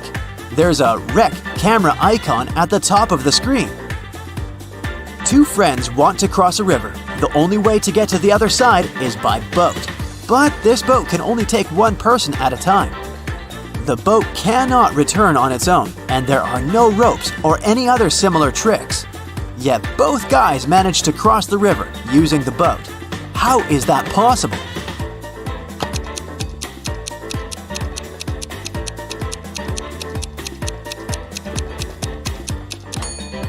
The guys started on the opposite banks of the river. Josh and Bob are twins. Josh lives with his wife, and Bob lives alone. Can you guess which one is Josh?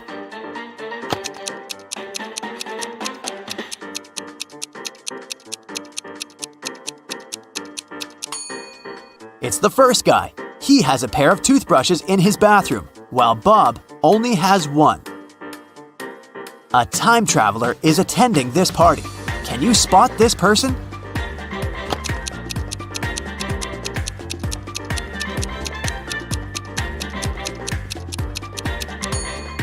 This lady's shoes look too old-fashioned. Chuck enters a spooky building where he's supposed to have a job interview. Suddenly, someone locks the door, and now Chuck is trapped. He wanders around for a while and sees these 4 doors. He also finds a note. Only door 3 is leading to the job interview. The remaining doors will take you to the black hole. Good luck. Can you help Chuck choose the right door?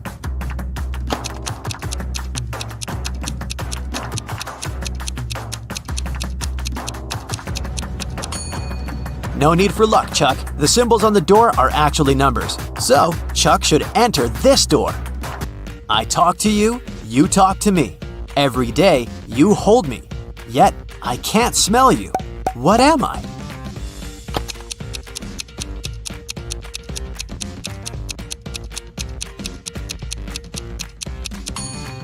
I'm your mobile phone. A gentleman and a lady are talking. The person with black hair says, I'm a gentleman. The person with blonde hair says, I'm a lady. At least one of them lied. Can you guess the hair color of each person?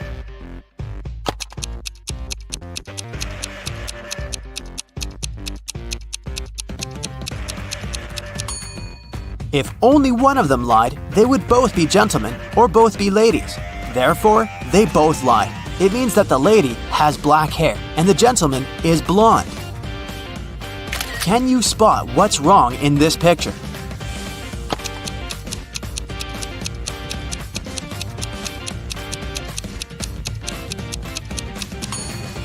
There's no milk in the jug.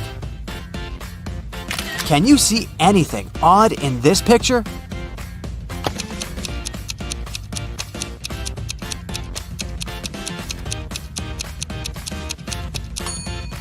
The image in the mirror is not reflected. Can you spot a vampire?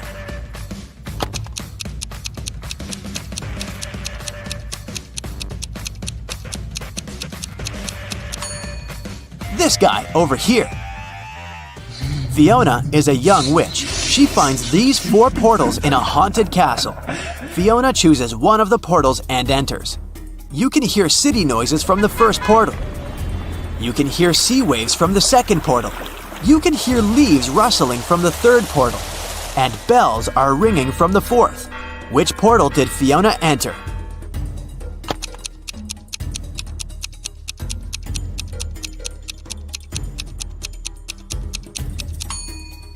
Fiona's dirty footprints on the floor are leading to the third portal. Don't mind the different sounds. This could just be a magic trick. Billy finds himself on the roof of a skyscraper that is about to crumble. The only way out is to use one of these 4 elevators. There's a werewolf hiding behind the first elevator. If Billy chooses the second elevator, he'll fall hundreds of feet. Super venomous snakes are crawling all over the third elevator. And mutated scorpions are waiting for Billy inside the fourth elevator. Just one bite will make him fall asleep forever. Which way should Billy choose?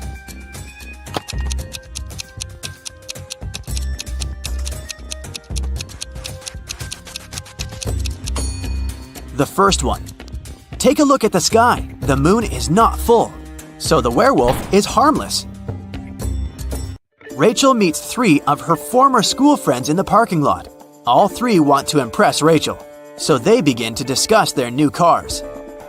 Melanie says, I wanted my car to be one of a kind, so I bought this one. Peter says, since I'm a beginner, I purchased the cheapest used car. And finally, Samantha says, I bought a large car because I have a big family. Rachel spots a liar right away. What about you?